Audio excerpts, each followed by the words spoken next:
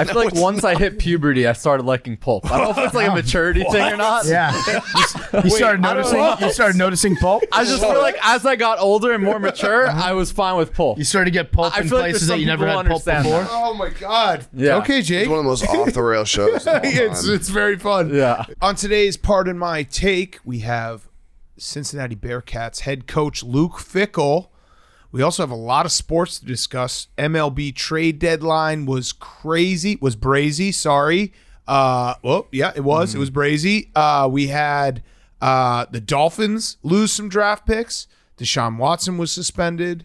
We're going to do Hot Seat, Cool Throne. We're going to do the Mt Rushmore of Fruits, which we have not done yet, surprisingly. That will get contentious, I would assume.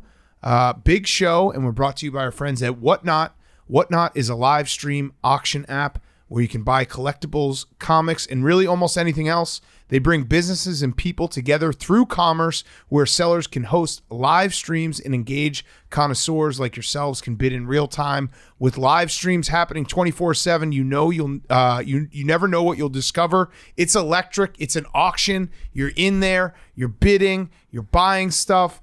And now Barstool's Whatnot's newest seller will be going live once a week from Barstool Networks on Whatnot, running live shows and selling never-before-seen auction items and Whatnot exclusives. We did one last week. We were selling all kinds of stuff from the pile. So I'm gonna actually I'm gonna Whatnot pile something. I'm gonna sell something. Maybe off something the from the pile. stew. Maybe something from the stew. I like that. Maybe something from the stew. How much do you think we get for the ping pong ball machine? Whoa.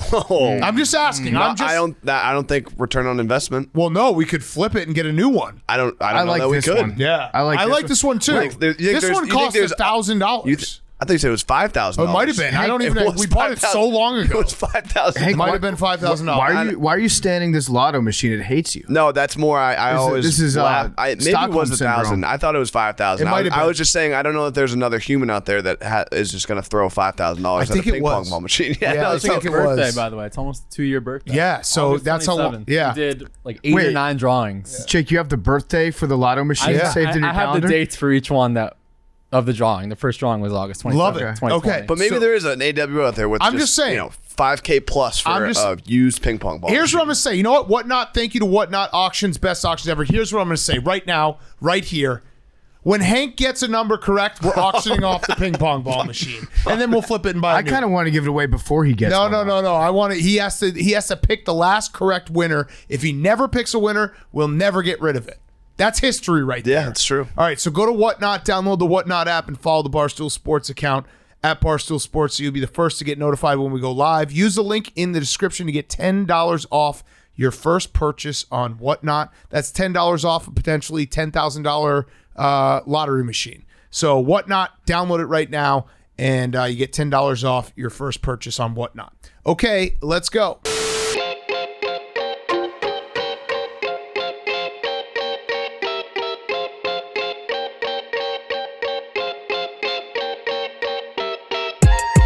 Welcome to Pardon My Take, presented by Whatnot. Go download it right now. New auction site. We just talked. If you missed the ad, you shouldn't skip the ads. We just talked about potentially auctioning off the ping pong ball lottery machine. So check out Whatnot. Today is Wednesday, August 3rd, and Juan Soto is a San Diego Padre. Love to see him go to the Padres. No, we don't. We don't love to see it at all. Yes. I went through a lot of steps of the grieving process today. Hank, don't even turn your mic on. I'm not even going to tell you. Hank, shut the fuck up. Shut the fuck up, Hank. Let me talk about Juan Soto. At the end. My big baseball boy is gone. I'm going to miss him. He's 23. He's Ted Williams. He might be better than Ted Williams. He's gone. He did win a World Series. He's Babe Ruth and Barry Bonds combined. He did win us a World Series, and I love Juan Soto. I'm very sad to see him go. It just brought up all the feelings that I've had for the last 3 years being a Nats fan. And granted, we did get a World Series, so I'm not going to cry too much about it. But we've had a lot of players that leave. It happens all the time. We're the minor league team. We're the farm system for Major League Baseball. It's a wonder that we got one World Series. I'm very grateful for that. But I did go through every single step of the grieving process today. I couldn't believe it when it happened. I convinced myself last night that we were not going to trade him. It was all going to work out. I was going to be fine. I was going to be happy. the world would be perfect. It'd be all sunshine, rainbows. It did not work out that way. He's going to the Padres. So the steps that I went through in this process, first denial, and then I was bargaining. I was like, you know what? Juan Soto damaged goods, ruined his swing at the home run derby. Mm-hmm. Here's a little stat for you. I know you're a math guy. His swinging strike rate, this is per Stat Hole Sports, our good friend. Follow him on Twitter. He's got great, unusual stats, smart guy. He says that Juan Soto's swinging strike rate is up from 5.3% to 9.7% on the first 2 pitches of an at-bat post-home run derby. Now, I'm not a world-renowned math-educated person, but that's about double. It's pretty much double. And then I was like, you know what? We're going to sign Juan Soto when he becomes a free agent again in 2 years. Nope. So we could, or 3 years. We could get that. That could work out. 2 years, 2.5 years. And then I said to myself, well, let's see what happens in the game tonight. Oh, yeah, we're beating Jake DeGrom and the New York Mets.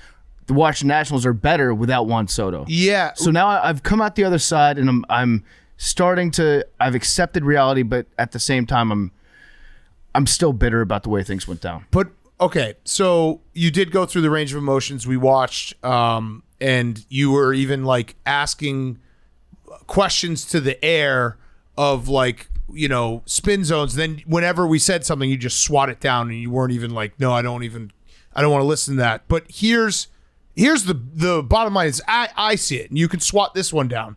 The Nationals were never going to re-sign him. So what you got a lot. The Padres aren't going to re-sign him. Yeah, the Padres. So the Yankees or the Dodgers are the only 2 teams that are going to afford Juan Soto. So you had to trade him, and it was a good trade. We got a haul. We fleeced the Padres, and be very careful what you wish for, Padres, because is there a little bit of Manny Machado that's like a little bit pissed off that they have expectations now? I don't know. I think the Padres. I mean, Manny Machado, Fernando Tatis, and Juan Soto is. I mean, I would say it's the most electric 3 stars in the game. And like, Luke Voit. Oh, wait. Yeah, he's not there anymore. Eric Hosmer. Oh, wait, he's not there. Eric Hosmer was trending on Twitter because he held up the deal with his no-trade clause. You have a no-trade clause for a reason. Anyone who's mad at Eric Hosmer, like, that's the point of the no-trade clause. And then he got traded to the Red Sox right after. So I just think that, like, Juan Soto... he's an incredible player. Actually, PFT, you should just be mad at Juan Soto for being so good that you couldn't afford him. Yeah, he got so good that only 2 teams in Major League Baseball can afford him. That's how good we are at developing players on the Nationals. It's not your fault. We'll be able to do it again, probably. It's not your fault. It's Juan Soto's fault. He got too good. I ran through the prospects that we got. Here's what I got. Mackenzie Gore, cool name. Mm-hmm. Robert Hassel. Chick name. Well, sounds like a hot chick. It could be like a hot chick TikToker or like a Scottish warlord. Mackenzie Gore is like, she's a senior at Michigan State. C.J. Abrams, cool name. Sounds like he directs movies where like Superman beats up the devil. Mm-hmm. James Wood, cool name, kind of.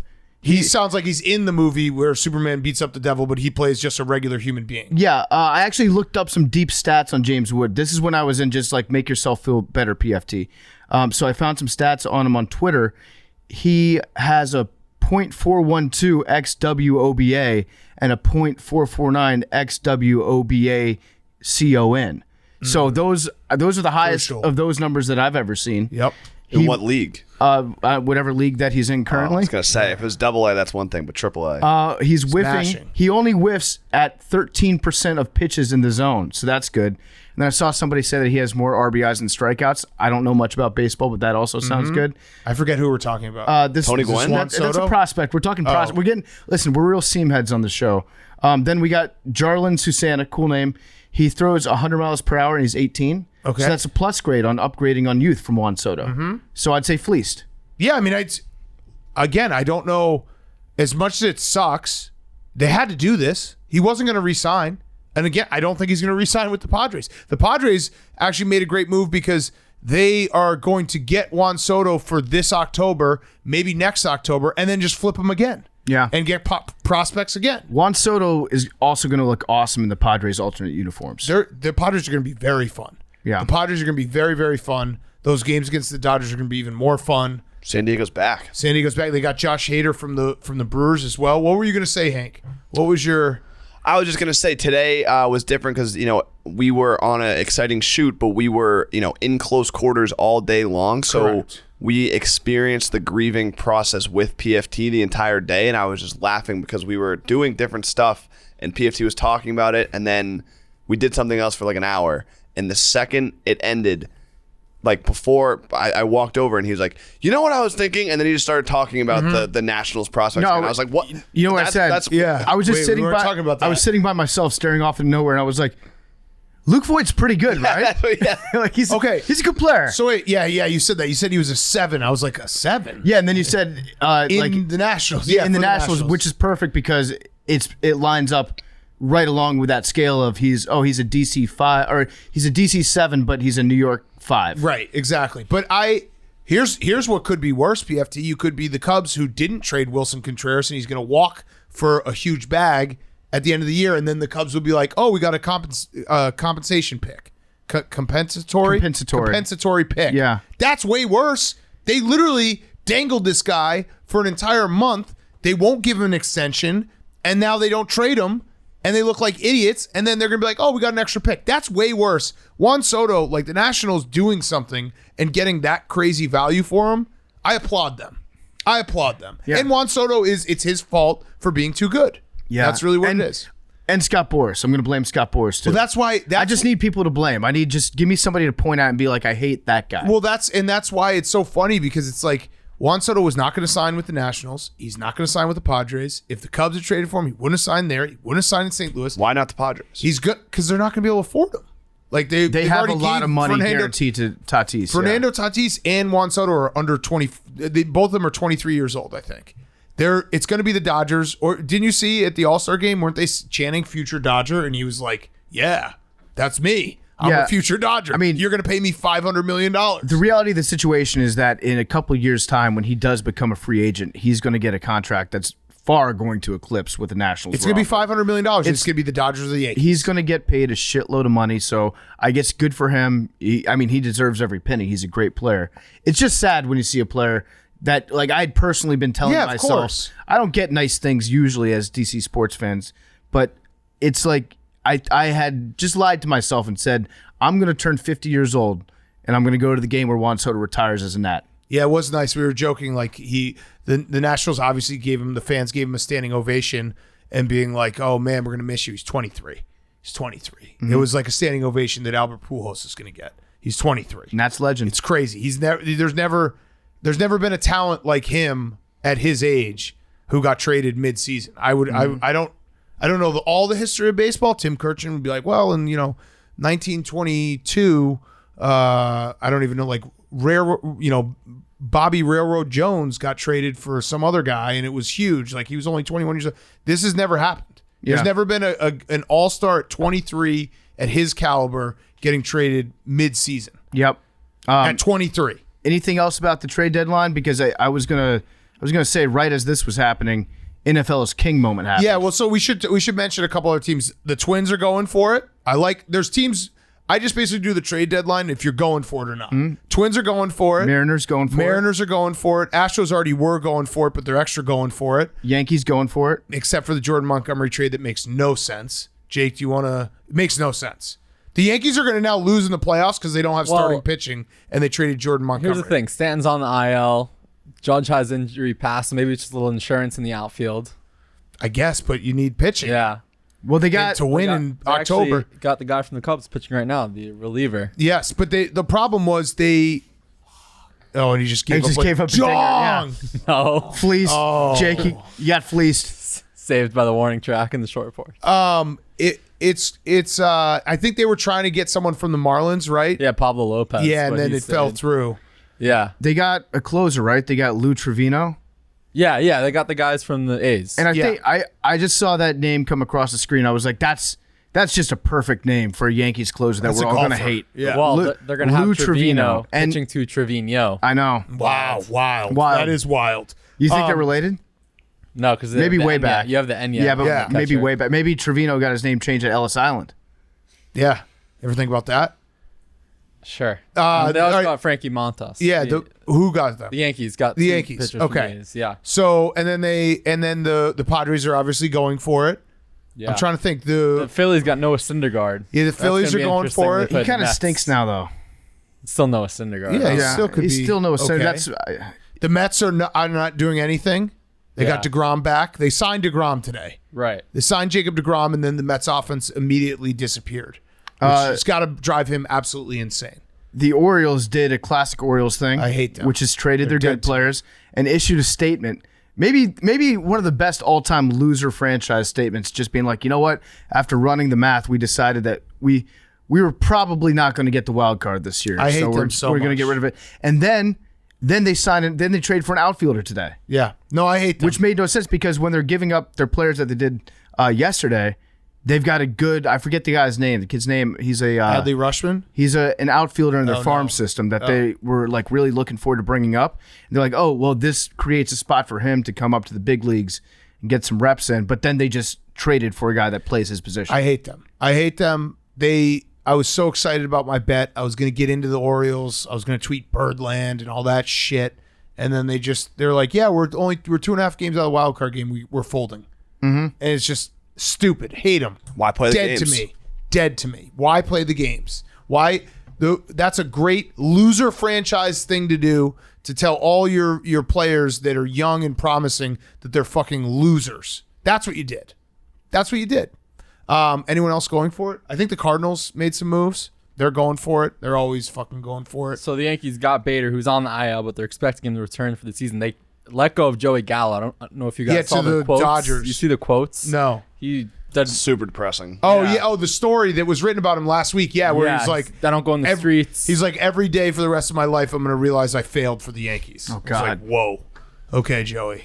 So it was heavy Yeah. stuff. And it's like Yeah. I think you could probably walk in Manhattan without people like it's Manhattan. I would not know Yeah. Joey Gallo. if he No, fucking just- bumped He said he dropped doesn't, my leave, coffee. so he in my doesn't leave hand. his apartment. Honestly, Yeah. just take your hat off and Yeah. you'll be fine. Yeah, Just I don't- don't wear a Yankees hat. He's wearing his Don't full wear- uniform. don't Like, wear- people keep yelling at me. Don't wear anything walked with by Topper from pinstripes on it. Stranger Like if Things you're wearing a yesterday. suit, make sure that it's a pattern color. Yes. and you're good. He Yeah. said, well, they asked, have you been living in Manhattan? Yeah. What's it been like for you when the Yankees fans notice you on the streets? Are they rough on you away from the ballpark too?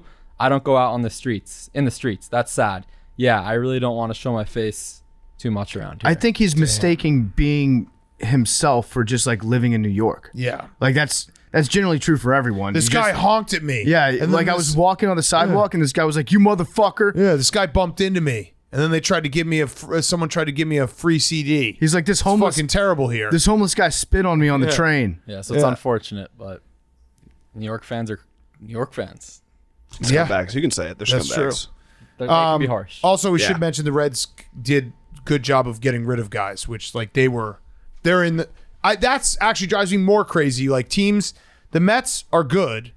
Yeah, you probably, if you're a Mets fan, you're pissed that they didn't do anything. But like I said, like the Cubs have no excuse for not trading Wilson Contreras after not giving him an extension. Like either give him an extension or trade him. Don't let him just walk. Yeah. That's way worse. So the Reds traded a bunch of guys and they got a bunch of prospects. That's fun. You get some prospects. I'm, you get to look at them. I need to know if we're okay with like not hating the Astros anymore, or do we still hate them? Trey Mancini makes them a lot more likable. Yeah, that's Yeah. what I'm saying. Like it's tough now. I think like Altuve. that. No, I think I'll never Altuve- get over them not getting the proper post. Yeah, Like they We never were got. robbed. They never got the hate that they deserve because of COVID. COVID robbed us. And I don't know that I'll get over that until like all the players on the team. I feel like Altuve being there forever. Like as long as Altuve's there, it's like, yeah, you guys did that. yeah. Yeah, that's just gonna be it.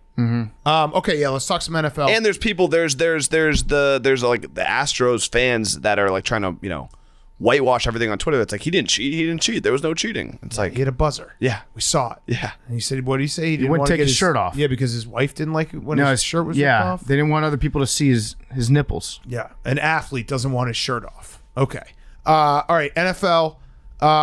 We should start. I mean, we should probably go in chronological order. Deshaun Watson, 6-game suspension. Yep. People are upset. There's a lot of people. I don't know. Let me ask you this, PFT. Do you think the majority of people that are upset, do you think they realize that this was not Roger Goodell's decision?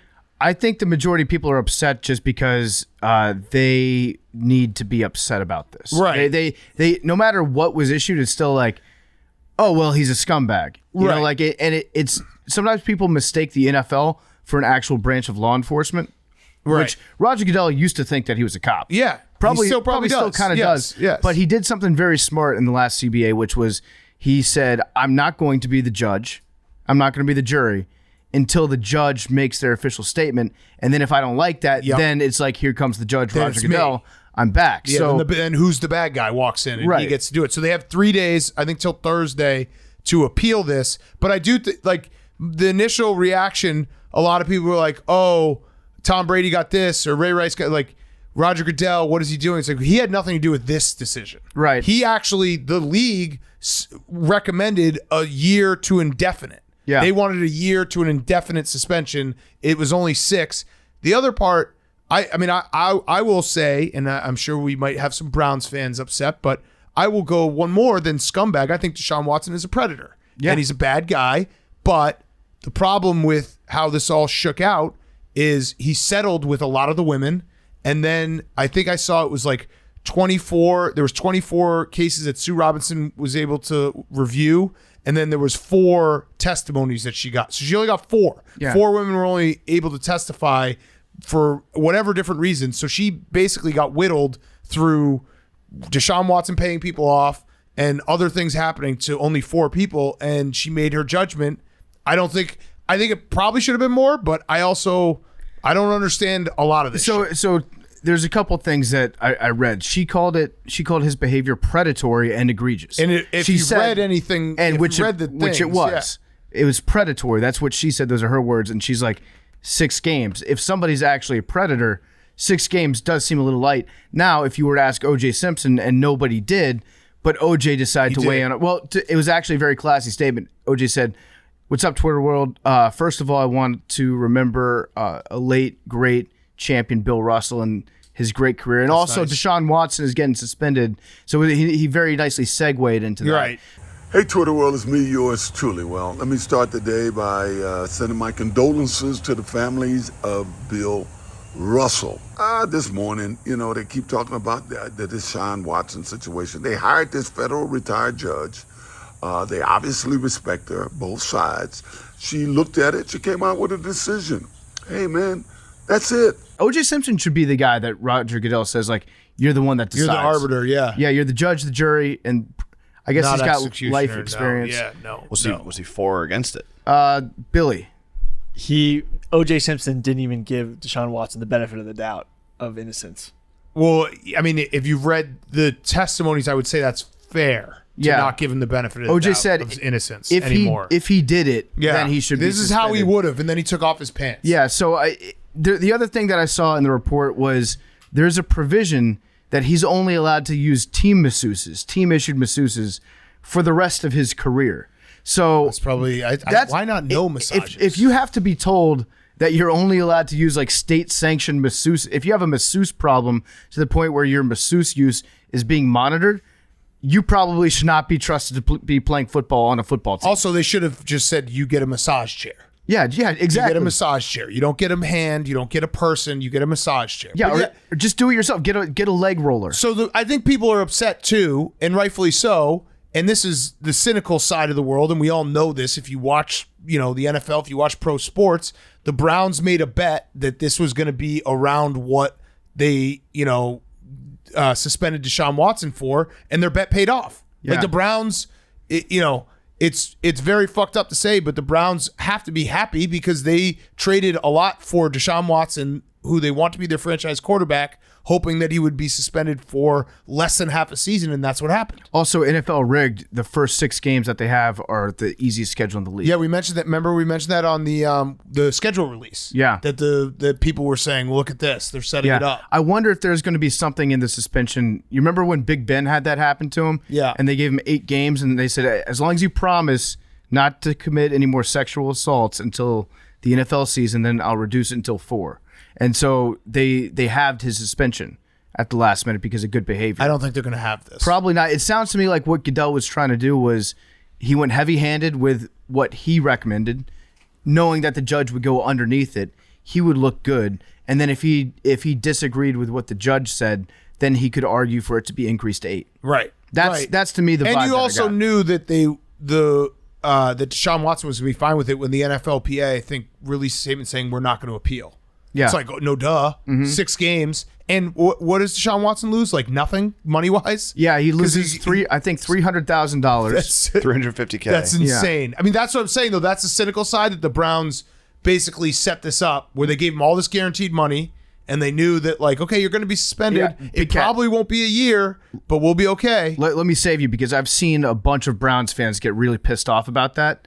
Apparently, the Browns do that with every contract that they put out there, so that they can push the cap ramifications off to like the backside of the career. So $250 million to everyone. So $250 million to everyone guaranteed. Guaranteed. Now, yeah, the size of the contract is much different than everybody else, but that's like a standard practice they do. It just so happens that it really worked out. It in their worked favor out, this time. yeah. And I mean, I'm not gonna sit here and be like, Browns fans, how dare you? Because it's fucking NFL. I'm just saying that the Browns made a cynical bet. It worked out. Yes. And people have a right to be upset. Yeah, I mean, personally, like I don't know. It doesn't really enter into my brain when I see somebody that's accused of sexually assaulting credibly, over 20 people, to figure out like, oh well, what does that translate into how many football games I think he should miss? Right. I think the problem is like a little bit bigger than that. Yeah, it's like, okay, so a person is a quarter. Yes. That's what, that you don't think like that. No one should think like that. That was the Manziel math, wasn't it? Yeah. Yeah, you shouldn't. It shouldn't enter your brain. So yeah, it's I don't know what's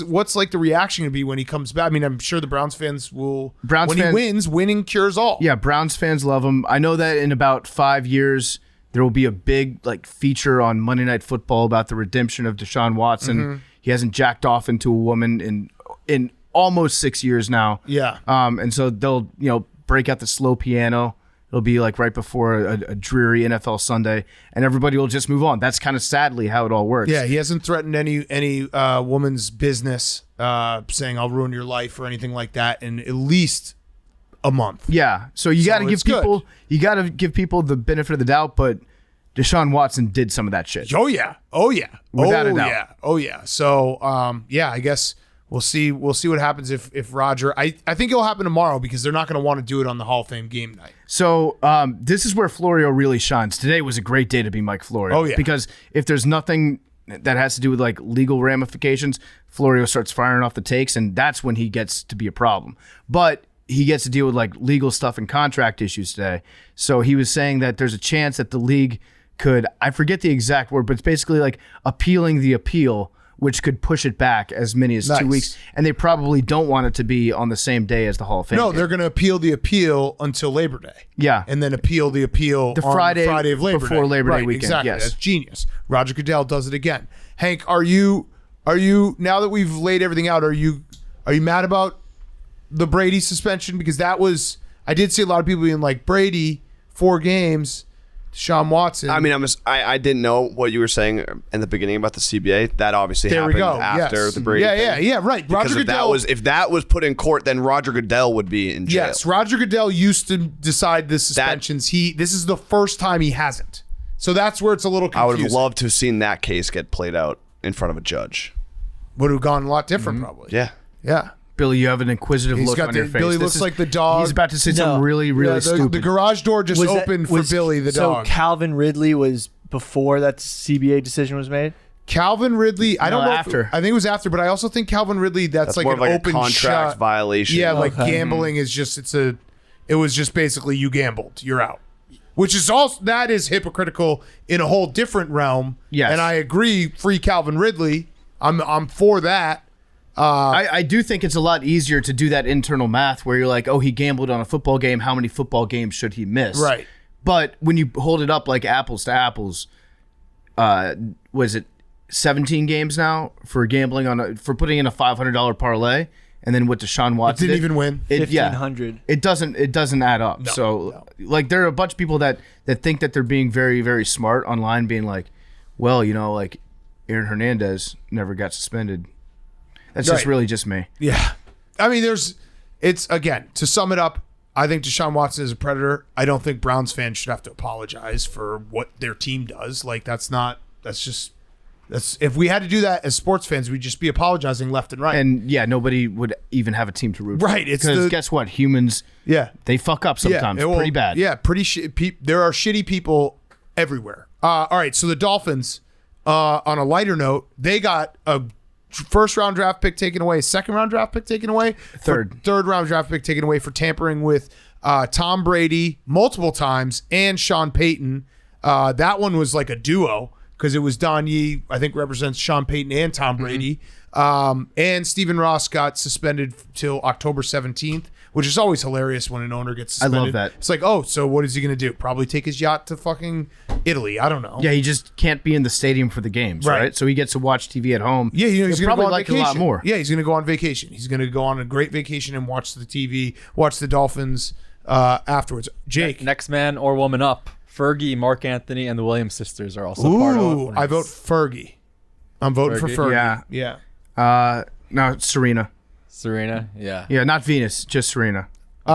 So, Jake, what do you think about this? I will say quickly that I did say on these airwaves that I didn't think that the tampering was happening, and I was proven wrong today. So that's right. You said that it was me and Florio making it up. Yeah. that was that. You're that like, it's fell all under the PFT fan fiction. Hank, would you like to apologize to me? I would like to apologize to everyone, all the listeners, for saying that I didn't believe that I was wrong. I still don't. And you, PFT. Thank you, Hank. Tampering to me still, I'd never, when people get accused of tampering in pro sports leagues, I'm like, wait, so they're just talking like every profession talks? And Yeah. that's why Belichick tampered with Flores. Yeah, I'm gonna That's say, the thing. Hank, a nice thing about you, like, take a bow, Bill Belichick.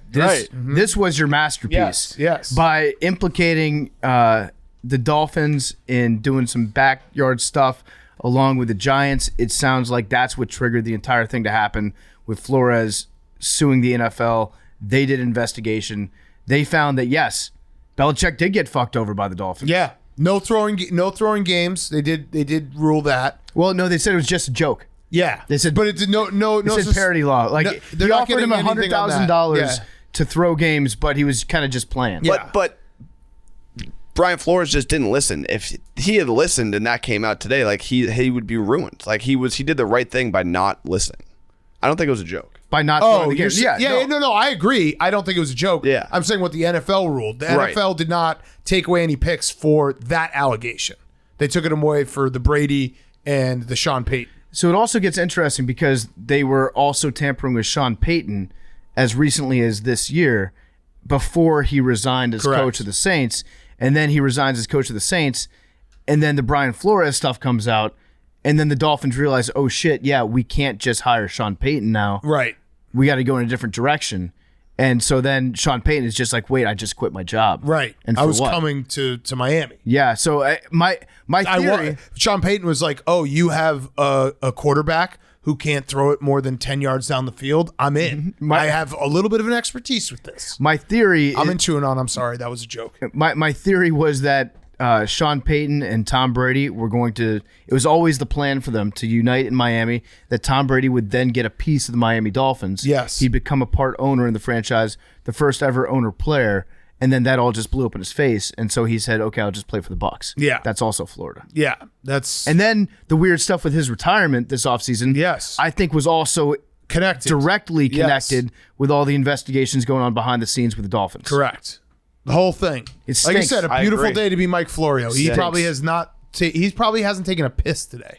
He's probably just been at his laptop blogging away all day. I think he's been pissing, but he's diped up. This is his favorite thing. This is like when we get to watch, like if the doubleheader Monday Night Football, that's like the most exciting thing when we get two Monday Night Football games. Mike Florio gets just legal rulings left and right, and that's they take that his away real this year? NFL. What? Doubleheader.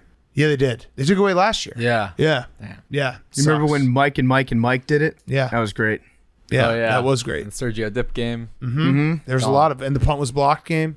Yeah. A lot of memories we have with those double. Schwab. Things always got weird. Yeah, the late night game always got weird. Yeah. But yeah, big day in rulings by the NFL. Yeah. So the Dolphins still do have the 49ers first round pick. So first round pick, but there's a lot more pressure on Tua now.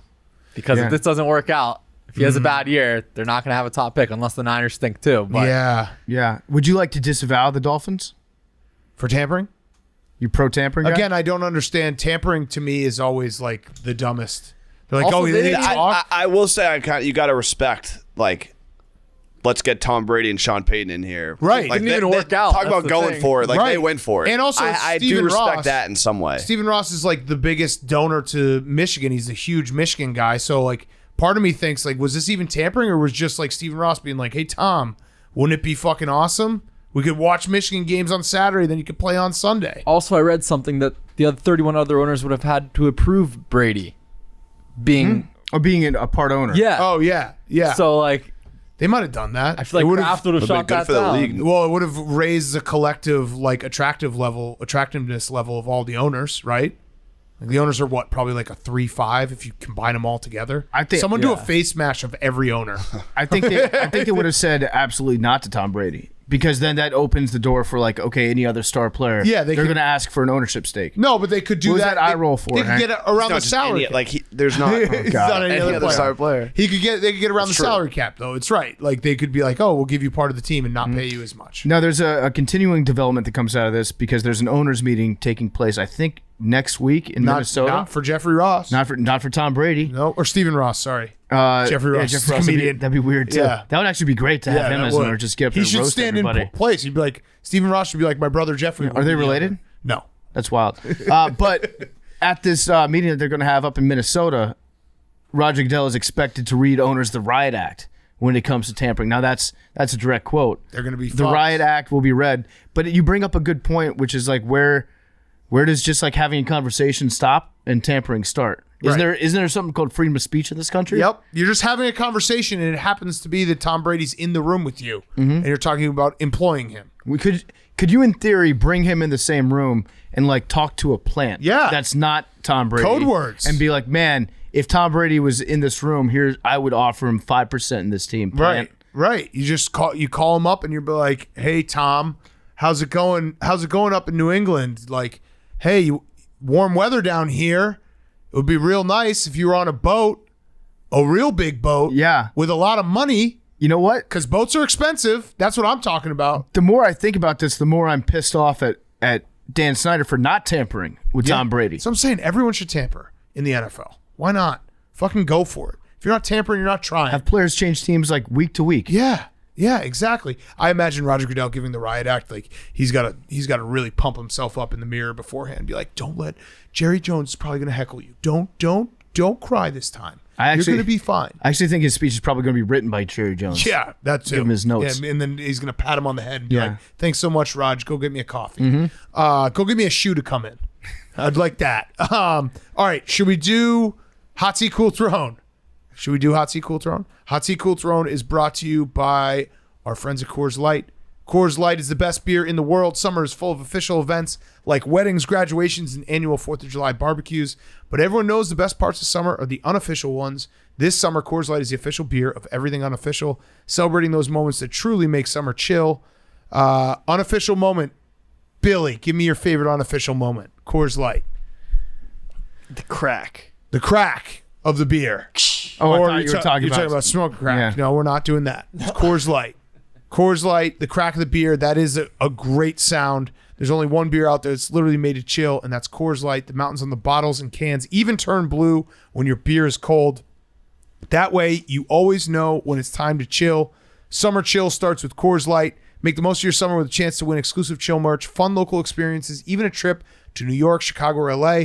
Enter to win at CoorsLight.com/take. Sweepstakes ends 8/15/2022. Game ends 9/6/2022. 50 U.S. states, D.C. 21 plus. Void where prohibited. For rules, visit CoorsLightSummer.com. Celebrate responsibly. Coors Brewing Company, Golden, Colorado. Hank, your Hot Seat Cool Throne.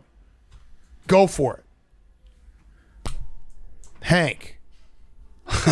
Sorry, my hot seat's Jeannie Buss.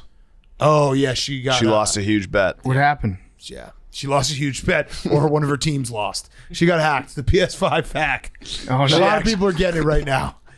She got hacked. She sent out a picture of. I mean, I think it was the exact tweet. Oh, yeah, no, it is, yeah. What is it like? It's like, hey, friends, got a great deal. Giving away these 3 PlayStations. If you win, you get to go to a Lakers game. It must be impossible to actually give away a PS5 on Twitter. It's so funny when I tweet that and people are like, I can't DM you. Open your DMs. Yeah, so that's what Big Cat tweets, that exact tweet when he loses, or spoiler alert, inside baseball. When he loses big bet or his team loses. I got hacked. But so I saw it in the timeline. I was like, oh, I was like, what big bet did Big Cat lose? I was like, oh, this is Jeannie Buss. The exact same tweet. And then she had to tweet from the Lakers personal team account and said, Lakers fan, my Twitter account has been hacked. Please do not engage with or send any money. These are not legitimate offers. The Lakers will alert you when I'm back in control of my account, Genie Bus. Wouldn't it be great if Genie Bus was like, let me just do this, and then maybe we can get like a Russell Westbrook buyout. Like, we'll get enough money. We'll just get, and then we can raise it. Yeah, trade for Kyrie. The luxury tax is not a problem anymore. And it always just makes you wonder, because obviously like the phishing scam, and it's like, what did she click? Yeah. What did someone send her that was like very obvious, like the $100 gift card or I get a lot where it's like your Amazon's been logged out. That's been happening to me all the time. But like, it's from such a random number that it's so obvious. it's like your Amazon has been Compromised or something, and then I yeah. just log on to Amazon. It's like, nope, everything's fine. yeah, but it's like click this link, but it's from Yeah, like never click it. a formula. Always check and see the address that the email is sent from, because it's usually like ama.z0in@china.edu or Yeah. whatever. Yeah. But yeah, tough day at the office for Genie Bush. Owners they're just like us. And then Governors, sorry. My cool throne is lambs. Yeah. Gordon Ramsay made a TikTok posting a video where he was like at a farm selecting a lamb, and he was like rubbing his hands together going yummy, like like we're gonna slaughter this and then he got a ton of backlash and people were trying to cancel him. I'm going to eat you. Yummy, yum, yum, yum, yum, yum. Yummy, yum, yum, yum, yum, yum, yum. Which one's going in the oven first? You.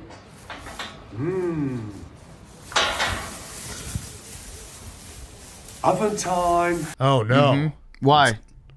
They didn't know where lambs came from. Right. They yeah. thought lambs grew on trees. Right. So lambs are good. Apparently, like killing lambs for food Is delicious. is cancelable. No, it's delicious. I get my lamb from a restaurant. Yeah. Right. I don't get it from like a lamb.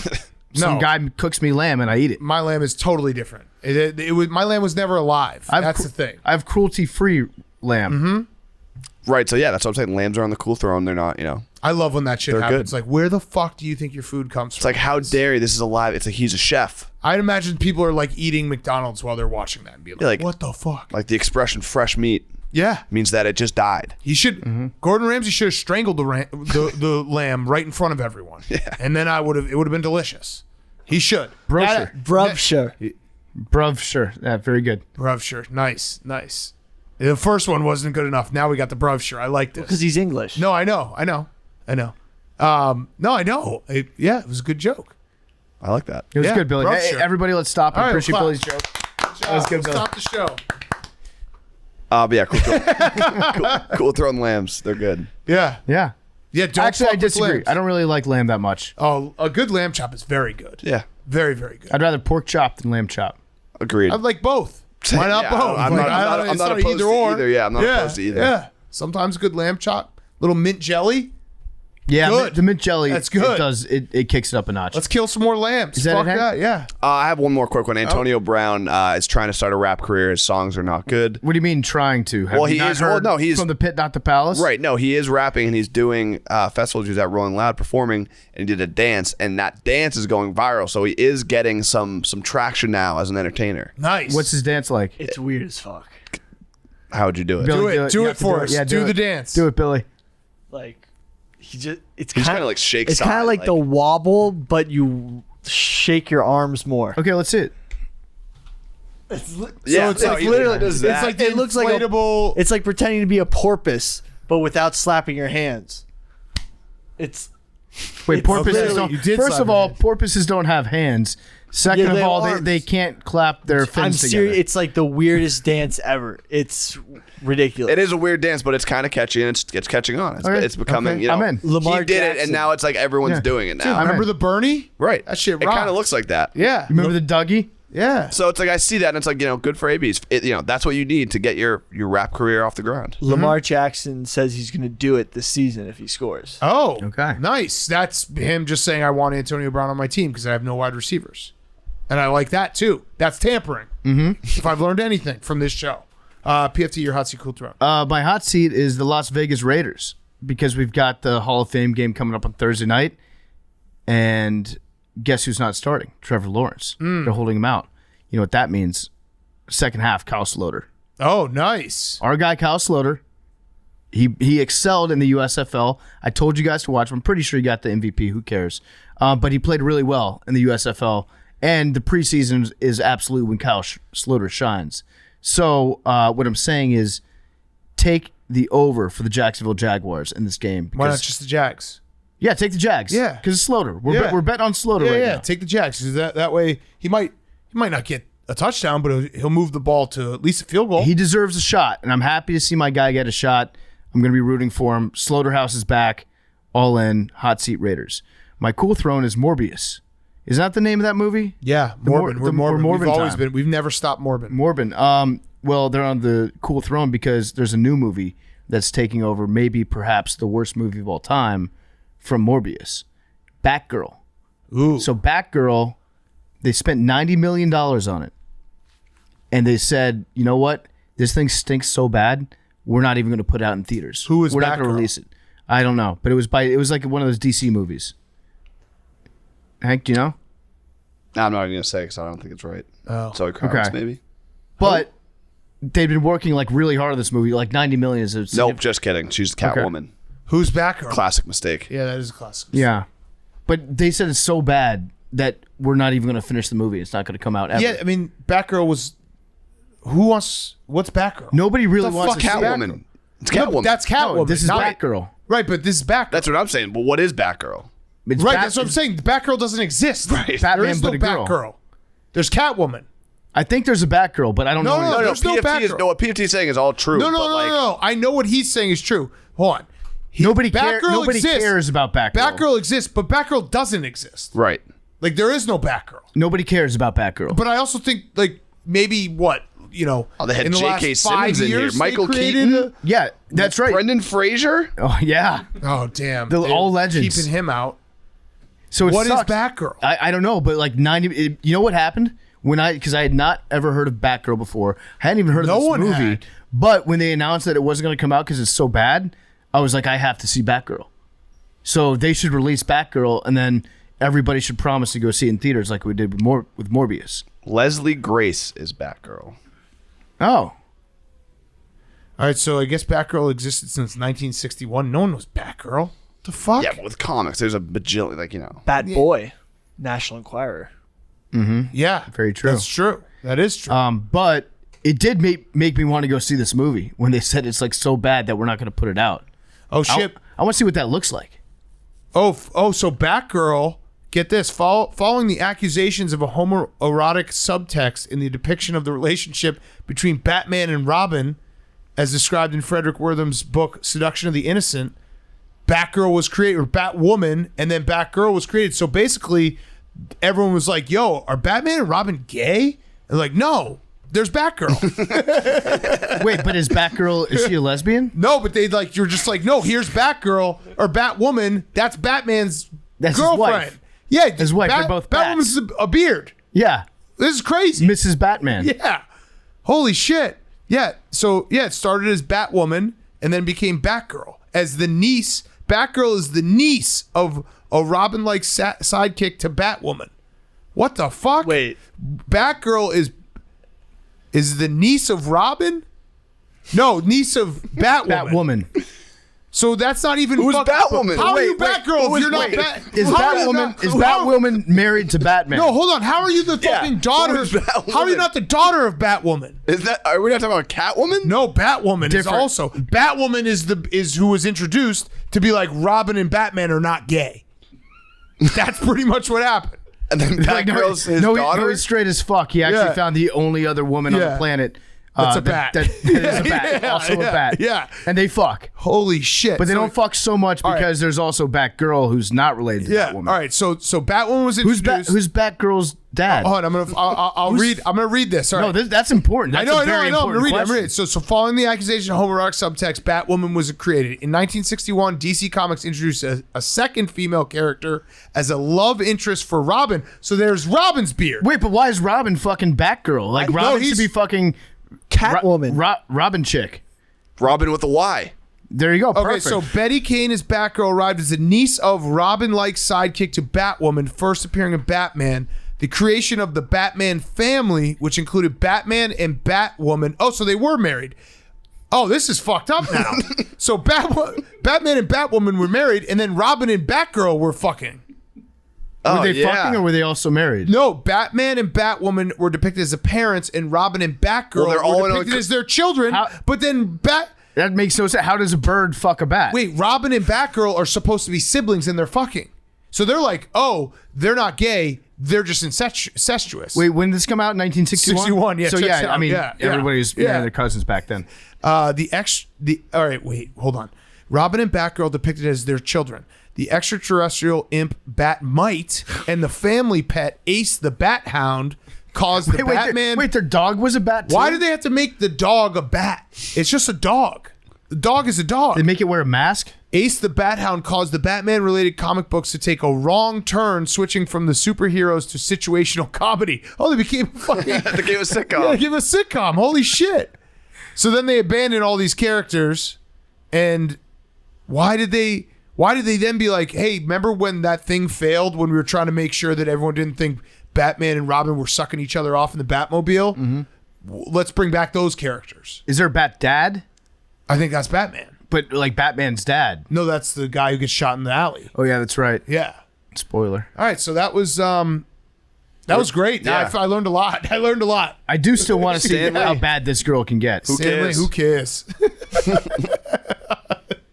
Yeah, fuck. Batgirl. I do want to see it as well. If you're an actor on that, you still get paid, he right? Stanley was Spider-Man. Oh shit. You were clear. This is one of those things we got to send to Robbie Fox and just watch him cringe. We should actually make him watch it on a live stream of everything we just fucked up. Yeah, the Spider-Man thing, it was a lot of people going to be triggered over that one. Oh yeah, big time. But I was Who cares? I was with you. Who cares? Who cares? Okay. Good cool throne PFT. Thank you. We're talking rabbit hole. I'm with you that I want to see it now too. Right. Oh yeah, definitely. Just to see this family dynamic. Can we all agree to tweet at DC and be like, or whoever made it, probably not DC, whatever movie studio Zack did. Snyder. Can we just be like, hey, we all agree to go see this when it comes out in theaters, and then they'll release it, and then nobody will go? Yeah. Let's run back Morbin. Yeah. I'm in. I think the saddest thing is I think Brendan Fraser gained like 200 pounds for the role. Oh no. That sucks. Come on. I can't do that to him. Google a picture of Brendan Fraser currently. Well, he was might just fat. be fat, He was yeah. fat. But He's like, yeah, it's for a role. yeah, I'm eventually gonna be in the new Batgirl movie. I think he's the Penguin. Oh, that would have been delightful. That would have been great. He would have had a great waddle. That would have been great. All right, my hot seat Well, the is footage exists too. That's the thing. Release the fucking Snyder cut, Yes, Snyder. let's see No, it. his name was Garfield Lins. Huh? In the So he was a cat? He was the cat? Yeah. What? This movie makes no sense. Kind of love it. All right, my hot seat is Hank. So Hank's on the hot seat. Agreed. Because we talked about it on Sunday. Liam Bubba is going to be moving to different stuff from Part of My Takes. So we're not having Billy edit the podcast. We are having our coworker Max, aka Philly Mays, on Twitter, one of the greatest Twitter handles. Max is from Philly. He's a Villanova guy, diehard Eagles, Sixers, all that. He is now going to be part of the show. Max, would you like to say anything? Hank is on the hot seat because he now has someone to clap back at him when he disparages the city of Philadelphia. Yeah. Oh, yeah, nice. This is good. He's Speaking to the mic, Max. Yeah, Speaking to the mic. Billy got your ass. Billy's like fresh meat. Oh, wow. Looks like Hank is teaching Max wrong. All right, Trying to sorry. submarine him That's a already. great introduction to the show for the new producer. Nice. Yeah, I'm excited for the opportunity. Been a fan for a while. Yeah, big Philly guy, and I hate Hank. So All right, Okay, that's perfect. great. Yeah, you're gonna fit in perfect. Just quick question. You look like you work out there, Max. I heard some people call you one rep Max around one here. rep max. Yeah, that's a do big you- one for me. Do you also bench press more than Billy? Yes. Oh, that's Okay, cool. nice. Yes, yeah, Nice, yeah, nice. yeah. Max, you did not bench more than 275, so we have an equal bench press. Is that not correct? Technically correct, but if you go back and look at the tapes, It was the week, anyone could see that I could bench more than you. Yeah, It right. was That also you the could've- week that you couldn't do the 275. He did the 275. And he could clearly do more. Yeah. Okay, He's so going back. good. You're gonna fit in Now- perfectly. You're stronger than Billy, and you hate Hank. Are we gonna call you Max? Are we gonna call what's Max Homer's real first name? John. Yeah. Or call you Maxwell. What do you want? Philly Mays? What do you want? I mean, my name is Max. It's Max for now until you earn a nickname. Nah, we don't like that. Until you You're do not, something no, I weird. don't like your name. You're Batgirl. I'm fine with that. I'm like 50% not joking. Like, I kind of want to see him. We can just start calling him Batgirl. We introduce him like some fucking big star comes in. We're like, all right, that's Hank, that's Jake, that's Batgirl. Fuck, I think you're Batgirl. Dude, you might be Batgirl. I'm all right with Batgirl. Batgirl, that was a hilarious segment. my So God. Here's all that'll right. be good. Listen, Batgirl. I'm gonna sleep on it tonight, and I'm gonna decide if you are Batgirl. But you might be Batgirl. I'm just here for the good of the show, so I can be Batgirl. Okay, so everyone can follow him on at Philly Mays. Like I said, Hank is now on the hot seat because he can't slander the city of Philadelphia without That's not going to stop someone anything. to represent It's gonna Philly make him here. look. Let's just make him look worse. So I'm not worried about that. Yeah. Well, you can't look worse than being Batgirl. Right. So it's already happened. Sure. All right. This is your king, Batgirl. You're gonna have so many people tweet you tomorrow being like, "What's up, Batgirl?" I mean, I have to take it. What else am I supposed to do? No, you're Batgirl. You're Batgirl. All right, and my cool throne is food. So my cool throne is food. I've noticed that cool food has just been dominating recently. We have, pardon my cheesesteaks, delicious.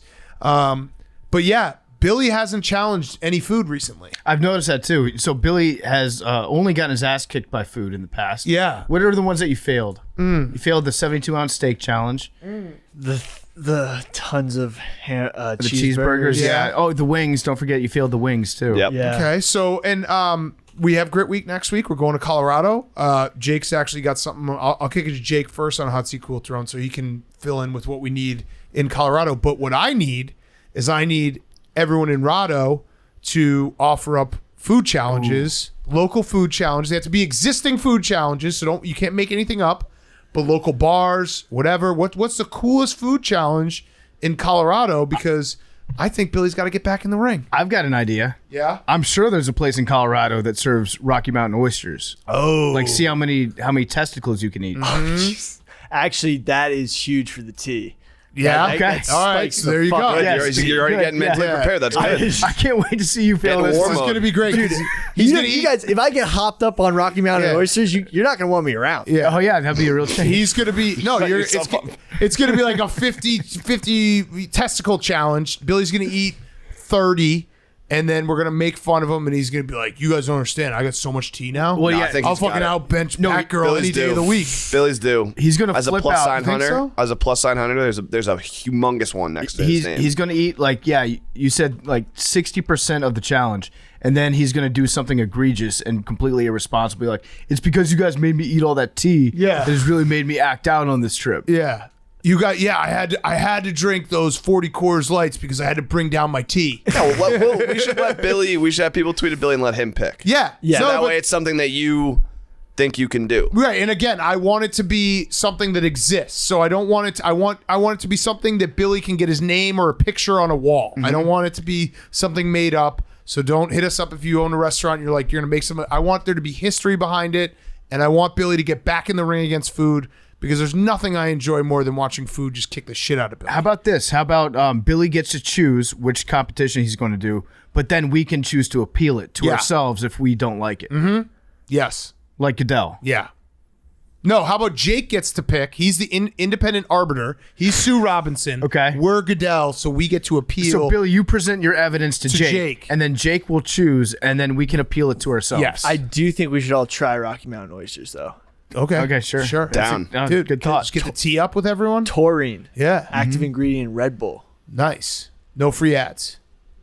But get your tea up. Yeah. You meant C4. C4. Yeah. 4. Yes. Has taurine in it. Yeah. Tor. Okay. Let me do Jake first because Jake has something along the lines. Yeah, I'll go reverse. My Okay, cool throne nice. is AWL's in Denver. Rado? So, yes, the debut of Hard Knocks taking place Tuesday night, August 9th. I believe it'll be an 8 p.m. Mountain Time start, 10 p.m. Eastern. Okay. That's good math. So we are looking for an AWL's house to watch the debut at. And Yes. I'm pumped up about this. Yeah. Like I saw the first clip from old Dan Campbell talking about grit. that's going to be a very appropriate thing to watch on Yeah, Great Week. so- And we've done this a couple of years in a row. we It's did it. very fun. We went to a nice Cleveland last year. Yeah, a nice couple's house in Ohio. I think they were Then- engaged at the time. So Yeah. they're married by now. So Yeah, congrats to Yeah. them. Or maybe divorced. or maybe they're divorced Maybe or they broke broke up. He shouldn't have cheated. That was fucked up of him. Well, remember when he pulled us aside and he's like, "You think this is all I bang?" So here's what we're looking for. You're gonna email your submission. That actually didn't happen. If, if the person out there is listening to this, I just want to be crystal clear. That didn't happen. That did not She happen. pulled all of us aside. Yeah. She was like, airtight? Yeah, That also didn't happen. That's also a joke. yeah, that's also a joke. We fucked were it- really we- nice. Yeah, we fucked their dog. That's all. Yeah, and each other. Yeah. And then remember a few years before that in Wisconsin when we went to the AWL's house and we usually like to pick a guy and a girl because we know that like, hey, they live together. They can't be that crazy. And we went to an AWL's house and it was a girl. Shout out to all of our female listeners, and her boyfriend just didn't listen and didn't care. And we just sat in her living room and we watched Hard Knocks, and he was like, "Who are these dudes?" They're definitely broken up. I thought without that, a doubt. I thought that was fine. Like I felt comfortable because we were just watching football. But then afterwards, when we left, I was like, that guy probably didn't want us in his house. Well, and she asked for a picture for him to take it, yeah, and that was bad. that was awkward. That yeah. was bad. But we do like to do a couple because it goes along with our like no freaks policy. Yeah, on the actually, a little impromptu guys on chicks. We're not doing it this week. If you are in a relationship and you want to get out of it, we will probably come and break it up for you. Or how about fucking talking about Great Week memories, guys and girls, when what was it, brother and sister got fake married, fake Yeah, married in that our was face. weird. and then they married him in the back of the van. At the end, we're like, we're brother and sister. Yeah, that was was very This weird. was a strange. joke. It was It's a classic bit. I'm gonna say right now, this is gonna be the best Grit Week yet. agreed. I'm gonna say it. I'm Hard gonna agree. say it because I just feel the vibes in Colorado. We got some fun things planned. We got some big interviews planned in Colorado. I'm very excited. So Jake, what are they gonna do? So here's what you have to do. PMTintern at barstoolsports.com. Email your submission. So Big County PFT want a couple. I think last year we had them submit a picture of the setup, so it's big Yep. enough to fit everybody. Don't just restrict it though. You never know. No, yeah, you can never know. give your shot. Yeah. Yeah, Yeah. A dog would be nice too. yeah, because we Yeah. want Jake Sorry, to Jake. suffer. I took Zyrtec last year. They had a dog. I was okay. It's only for an hour. A dog so- would be nice. What else do you guys have? We What- will what bring other the food. requests? We will bring dinner. So my cheese part of my steaks. cheese. We will bring dinner. We will bring our own food, yes, but like a bowl of like candy wouldn't hurt. You know, like if they had some M&Ms just laying out on the coffee table. Yeah, Yeah. Any other requests that you have for the submissions? yeah. Surround sound. Yeah. Not a deal breaker. Billy's not really an indoor type of animal, but he will be with us. So just be ready for that. If you have a yard with like a stake with a leash that we can put on it, that'd be a nice. zip line. We just have Billy run up and down the yard. What radius from downtown Denver is the Let's cutoff? call it 20 miles. 20 miles from Denver. 15. Downtown Let's call it Denver. 15. Okay. Let's call it 15 miles. So yeah, so Tuesday night, August 9th, PMTintern at barstoolsports.com. Submit all of that info that we just talked about, and we'll pick a winner. And we will have a meet and greet, by the way, that night. The location TBD, but that Tuesday night, somewhere in Denver, we're going to figure out a bar that everyone can come and say hello to us. In the city. In the city. So get ready for that. We're very excited to hang out with the people of Rado. We got a lot of big things planned. Might be hiking the world's tallest mountain. We don't know. Yeah. Maybe. Very exciting Heard that's stuff. in Colorado. Yeah. Okay, in your hot seat. My hot seat's Tony La Russa. He was caught dozing off in the dugout. in the Yeah. White Sox game in the first inning. I feel for him. He's so old. Like old people just sleep. They take naps. They Right. nap Tough anywhere. because the graphic of bottom first is on that. Yeah, that better that than behind a wheel though. So making some progress. Yeah, that's true. That's very true. Yeah. So I also think that baseball is the most sleepable sport. Easily. Just in general. Like if you're taking a snooze, I imagine that most managers, if you were to like put truth serum on them, be like, hey, have you ever fallen asleep during a game that you were managing? Most of them would say, yeah. I have. also bottom of the first, there's no need to call in the bullpen for Right. the manager. So And you also it's like, 8-0. everyone has or has had grandparents. Like that's what they do. They just kind of nod off every now and then. That just goes to show you how much work he puts in before the games. Yeah, it's That true. He's He's super tired. tired in the first. So tired. All right, Billy, finish us off with hot seat cool throw, and then we'll get to Luke Fickell. My hot seat is the AFC East. Today I visited Jets camp, and I have to say they are all totally on the hot seat because the Jets are an absolute wagon. Ooh. And their offense looked electric. Seriously? What was give us like the play that wowed you? You're like, this year's different. This year's different. I saw Zach Wilson throw a dime to Corey Davis on the sideline. It was probably about 35 yards on a line, but it was the hardest throw in football, out and up. So he put it high and outside. Nice. It was perfect. Was it an NFL throw, a big time throw? Yes, big time NFL Was throw. the defense on the field? Yes, it was 11 on 11. Good question. I didn't think to ask that, but It was that's valid. warm-ups. Sauce Gardner almost made a play on the Cincy ball. guy? Yeah. But he couldn't get to it because it was such a well-placed ball. But Sauce Gardner... Oh. Like So it's good like- defense, better offense. Yeah, everyone was awesome. Everyone was Yes, all pro exactly. in this scenario. But actually, the guy who really impressed me, and we saw it a little in the end of last season, but Ben Mintz has always been telling me about Elijah Moore. He's like, Elijah Moore. He got me to Barstool. He's amazing. And I haven't watched him that much. I saw him today in person, and he was making grabs all over the field. He was actually like, he played so well just in that practice. It was like, that guy is a different kind of player. Yeah. Like, he's a step above Gold everybody jacket. else. Did you see your coach? Yes. Did you talk to him? Salah. Yeah. Yeah. You talked to him. No, I didn't talk to Oh, him. okay. saw him. I just wanted Give to him a say nod? his name. Yeah. How do you say it? Salah. Salah. So wait, that's two like completely different ways. They're literally... Literally, no one knows how to say it. I'm excited for No. you, Billy, because I actually do think the Jets are going to be good this year. I think definitely. I mean, on the Barstool Sports books, they only have their win total is 6 over under. Totally take the over. Garrett Wilson was also playing in the beginning of the practice. He did stumble a little, then he didn't play for the rest of practice, but he's fine. But like they have a whole cast of characters. Like if you like, they have definite players on like their offense. Like They have a full roster. for the first time. Yeah. No, but like for the first they have time, more than a full roster right they now. have Yeah, too many several- players. Yeah. They're They're probably like- going to have to get rid of some. They like, got so many guys. The Patriots, it was like Gronk, Welker, Edelman. Like So you're So comparing you're this New comparing York to a Jets team, dynasty. Yeah. real quick, to the best offensive football team I know, of all but time. like the Chiefs, they had Okay, Yeah, now another- All right. okay, yeah. Go ahead. they had Kelsey, Yes. Mahomes, Yeah. Tyreek They- Hill. Like, there's names. Different players. We got Barrios. So wait, hold Mims. on. Let me just. Mims I had actually, a huge touchdown. I actually totally agree with what Billy's saying. As stupid as it sounds here, and I think I'm going to help you out here. like they have because- puzzle pieces. Right, and right. If they Well, put no. them together, No. What you're saying, and I agree with you here. They have recognizable names, yeah, and that actually matters a lot. exactly. Yeah, none of them have done anything, but they you will. know, like if you say the name Zach Wilson or Elijah Moore or Garrett Braxton Berrios. yeah, Braxton Berrios, like Garrett Wilson, exactly. like you're like, oh yeah, that guy. Well, Big Cat, when you Like, think when was the about last like time the some Jets have other had that? teams, like the 49ers, you know, they had like Joe Montana, they had Jerry Rice, they had Those are Dwight names. Clark, they had Ronnie Lott. Like the Jets, they've got Okay, but They all got right, guys. to back up what Billy's saying. Name 4 dudes on the Jaguars offense, skill players. Kyle Sloter, Trevor Lawrence, Travis Etienne. People forget first Okay, so round you pick got coming 2. back, and then Christian Kirk. You got 3. So I That's said 4. 4. No, I Sloter counts. skill players. You can't. So that's it's not what like Billy's a full, point. It's not like Yeah. a full package. Well, Like, that's what- I'm not diehard Jaguars. But that's fan. what he's saying though. Like Yeah. when you can name guys, that matters. Exactly. Yeah, I think you're right, Billy. And our head coach is a defensive genius, so I know they're gonna plug all the holes, like dot all their I's. Here's a better way to put it. The Jets will have most of their offensive skill players drafted in fantasy.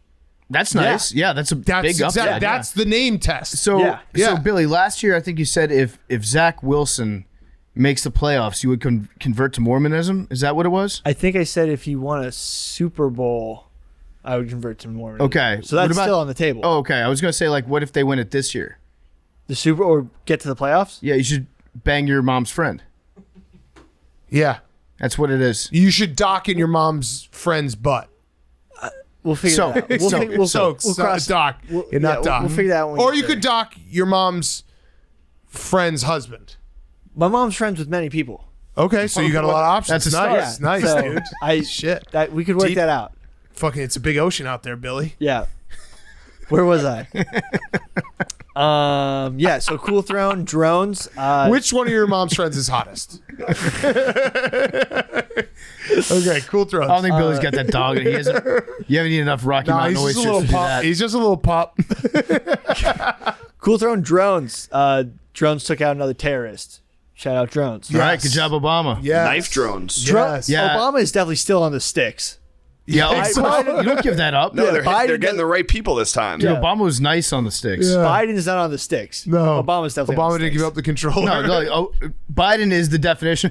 Biden probably is that meme with the dad walking into the room on his son. Biden walks in while Obama's got his Xbox out. Yeah. How you doing there, son? Are you winning? Yeah. Biden probably has a controller. It's just the broken. It's like one. the little brother Yeah. who gets the broken the broken controller. controller. He's got the N64 with the joystick doesn't work. He's like, wait, this drone didn't hit, and Obama's just like, got another one. So, Billy, did you see the missile that they shot up this guy's ass? Yeah. It's crazy. This is an insane thing that I don't know why they invented this, other than it's fucking terrifying. It's not a bomb. It doesn't explode. It's got these blades that are on it, and so the blades just spin, and they shoot it directly at the person, and then it just chops them into pieces. It's pretty It's fucking wild. cool. It's wild. Precise. Yeah. Yeah. That's Very much. terrifying. Yes. Yeah. Like, hypothetically. Don't commit like egregious acts of terrorism that will kill thousands and thousands of people, and you won't get that. Yeah. Don't do 9/11, Billy. Yeah. So your choice is yours. You have nothing to worry about. Yeah. But if you do, you're getting fucking razor blades up your ass. Jesus. Yeah. No, we looked at a picture of it. It looks crazy. Whoever invented that in jail. Yeah. They have a fucked up mind. Well, no, just like, put them in an insane. They probably got the pre-crime. person Yes. out of an insane asylum Hannibal to Lecter. design it. Yeah. Okay. Good hot seat, cool thrown by everyone. Let's get to Luke Fickell, and then we're going to do the Mt Rushmore of Fruits to end the show on the other end. Okay, we now welcome on a very special guest. It is head coach of Cincinnati, Luke Fickell. He won, I think, like 1 million awards last year. Do you know how many awards you actually won? Let's start with that. I think you won every award.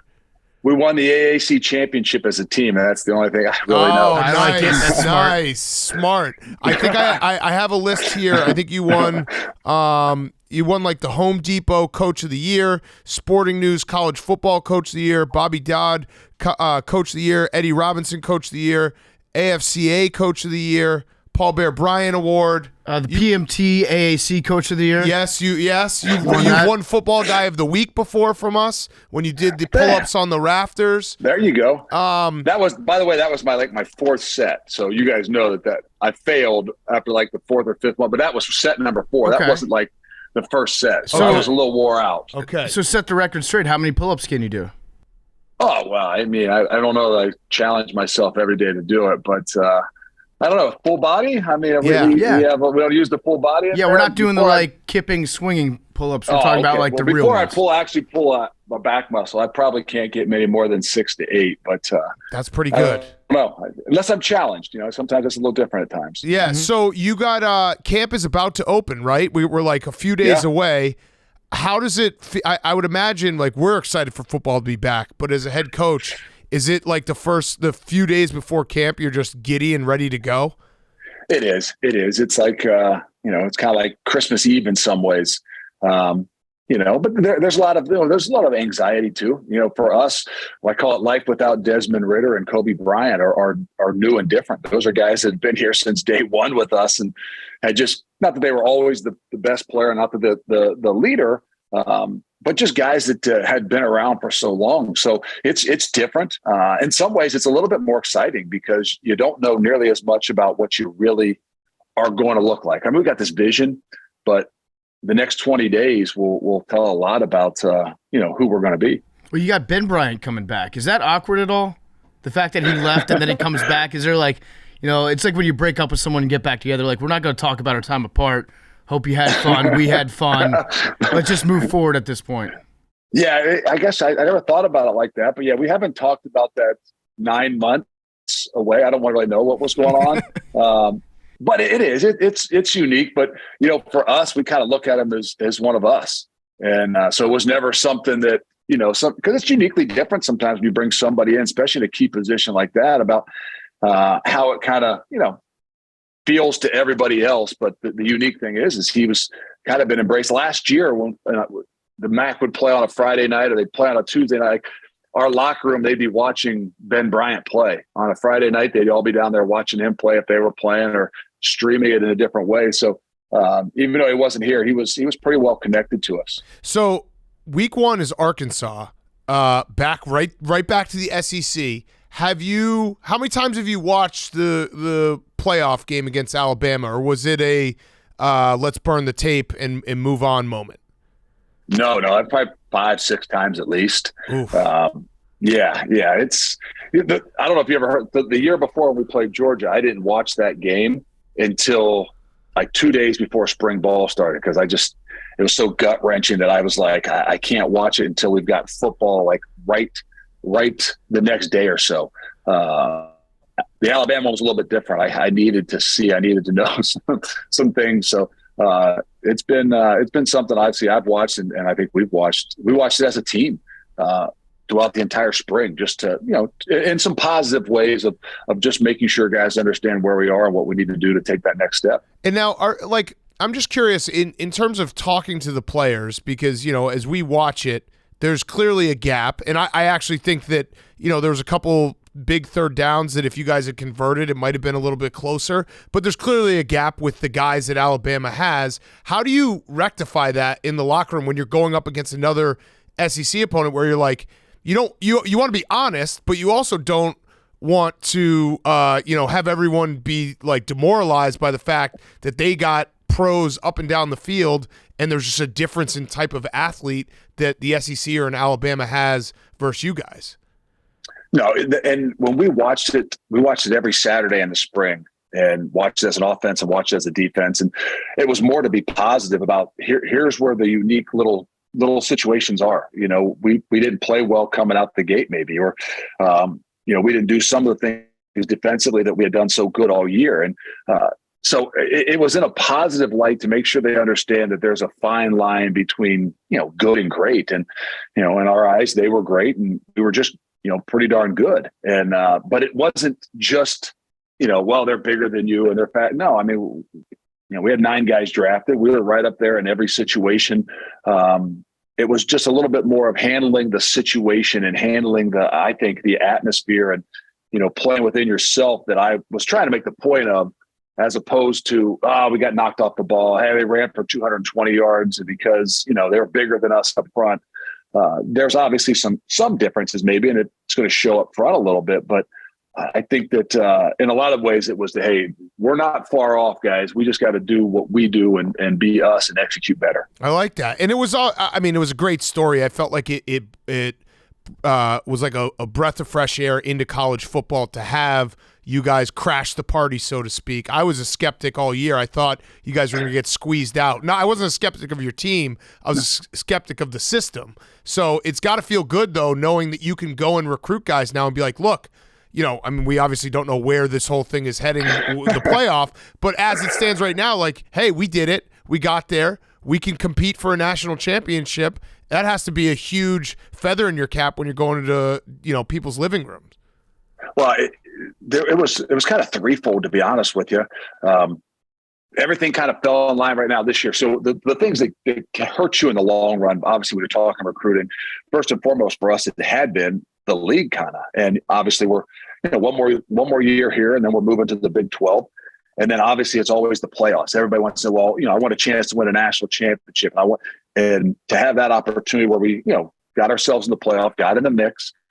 You kind of broke that barrier. And then it's always the NFL draft. We recruited in the Midwest against the Big Ten and some of the SEC, and it's always, the SEC has this many guys drafted, and and for us, Ohio State is right here in the home state. They had this many guys drafted, and now you have an opportunity to say, okay, we had 9 guys drafted, and more than maybe a lot of those guys had that year. So for us, moving everything forward, it was kind of threefold that you kind of hit the trifecta right there with all 3 in 1 year that help guys understand, hey, there's an opportunity here that maybe you didn't envision in the first place. Yeah. Are you a little concerned that moving to the Big 12, there's going to be you're going to ruffle some feathers? It might not be a great culture fit because you guys actually play defense, and that's kind of what you're known for. So is Baylor going to be like, wait, I can't score 55 points against you guys? Like, why do we invite them to the party? It'll be unique. I mean, hey, what's still going to change, right? I mean, that's another year away, and goodness sakes, that the way college football is moving, who knows? There could be some more teams in there, and it could even be uniquely different from what we see right now. But I think for us, we're not going to change who we are. And, maybe you have to adapt, maybe you got to adjust. I know that as you look back at it, TCU was a team that, obviously I think adapted, adjusted as they continued to climb and move into different leagues. And I've talked to them a little bit about how they changed and adapted to, new areas and new leagues and things. And I know that there'll be some adaptation for us, but we don't want to stray far from who we really believe we are. I think you guys should play with 10 people on the field on defense. I think that'd be fair. That'd be well, last what year, they're used to. We could have got away a little bit with that with Sauce over there in the boundary. Maybe we work how to play at a 10-man game and a lot of the things that we were doing. I tell people we were cheating last year in a lot of ways. Yeah. Sometimes we just say that side over there is off the board, and we get to play kind of 10-on-10 over here. When you realize you got a guy named Sauce Gardner on the team, are you just like, okay, well, he's starting? I don't need to see him practice. No, he was sitting on the bench as a freshman. He was 155 pounds, and the only reason he went in the game is we were playing UCF, and they run 125 plays in a game. So we're like, we got to substitute these guys. And the first series he was in, he broke up a ball. And the second series he was in, he pick-sixed it. And I'm like, okay, we're not quite as smart a coaches as I thought we were. We better keep this guy in the game. Yeah, that's why you need a dumb guy on your coaching staff like us who sees the name Sauce Gardner. We're like, you have to start Sauce. Yes. Yes. Well, at that point in time, until he was drafted, he was just a mod to me. And guys that walk in with those self-proclaimed nicknames, they don't usually rise to the top in our program right away. After that pick six, I think it was one of those things where more people started to recognize that nickname. Yeah. So I have a question about recruiting. One other question about recruiting. I saw you were in some TikToks. Is there like a chart that your staff goes through where it's like, okay, this guy's a 5-star. I'll take off my shirt. I'll like look like an idiot. This guy's a 3-star. Maybe I'll be on like an Instagram story, but I'm not going to be on a TikTok. Is there a conversion chart for recruiting? No, I don't know that we've got the conversion chart. I think that it's unique. Any of those things that are more creative, and if it entails me doing anything outside my comfort zone, it's surely not my idea. And it's all the video side of things. We've got a girl that I kind of promised when she didn't leave us. She had an opportunity to, a lot of people are trying to take her, and I promised that I'll do whatever it is that you ask. Outside of my comfort zone, I'll do it if you ask me to do it. So that's how I ended up on some TikToks. That's how I ended up on, doing some of those things. It wasn't even as much as the recruit as it was, darn it, I promised somebody if they stuck with us that I wouldn't say no to any of these crazy things they asked me to do. Okay, so I mean, I appreciate the honesty, but I do just imagine and hope that some program does have like an actual chart, like big on the whiteboard where it's like, all right, this guy, like I'll let him step over me. This guy, like maybe we'll just, like, all right, this guy's a 5-star. I'll get in full pads with him. Like we'll just do the whole thing. Oh, this guy's a 2-star kicker. We won't even put anything on social media. I'm not saying any names. I think maybe there are some that do that, because I've seen some coaches that maybe have put themselves in some situations. I'm like, what were they thinking? But I never really quite envisioned it as, okay, that's a 5-star. Maybe they're going to go above and beyond and completely get out of what I would say is the comfort zone, or even, the friendly zone by any means. Yes. Is there actually a de-recruitment process that you guys go through? You hear that term all the time. And to me, it's just like coaches are like, yeah, after they get on campus, we start being assholes to them, Well, you used to say that. That used to be one of those things. Oh, okay, the freshmen come in, you're going to de-recruit them. Now with the transfer portal, like you got to, everything you do, you got to make sure you're aware that, there's a lot more cards that are held by the other guys. So, believe me, if you're within our program, especially where we're getting ready to head to in 3 days, the de-recruiting does it itself. We go out to a place called Higher Ground. So we'll leave for like 18, 19 days. And you guys should come out. I mean, you would love it out there in the woods of Indiana. I mean, it's a beautiful place. And living in a barracks and oh yeah, this really sounds awesome the way you're describing it. We're in. Come to nowhere, Indiana, and stay in a hut. Yeah, and then hit you'll each realize other. That they don't need to de-recruit. All they do is take them out here, and they realize what they signed up for. I would actually enjoy that, getting out to the middle of nowhere. It's like some people go off on meditation retreats. Our good friend Coach Harbaugh taught us that the human body craves contact. I think sometimes we don't hit each other enough, and we kind of miss that.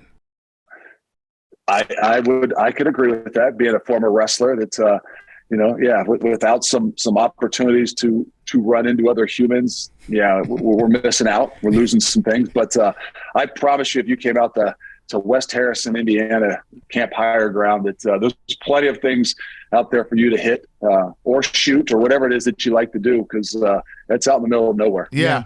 I have 2 Ohio State questions for you. They're not going to be, I know that you are actually, let me start with this. Is it you've been rumored for every job. I know it's probably annoying at some point to have to deal with that with your players and everything, but there's got to be a small part of you like, this is kind of sick that every awesome job that gets opened up, I'm like the first name that's listed. It's got to be at least like you're doing something right. Like I know that you've been firm, and I actually appreciate that you're like, I'm staying here. This is where I'm raising my family. But like any job that gets opened up at any level, and everyone's like Luke Fickell. Well, it's better than the alternative, right? I mean, we got shows, you got books, you got magazines.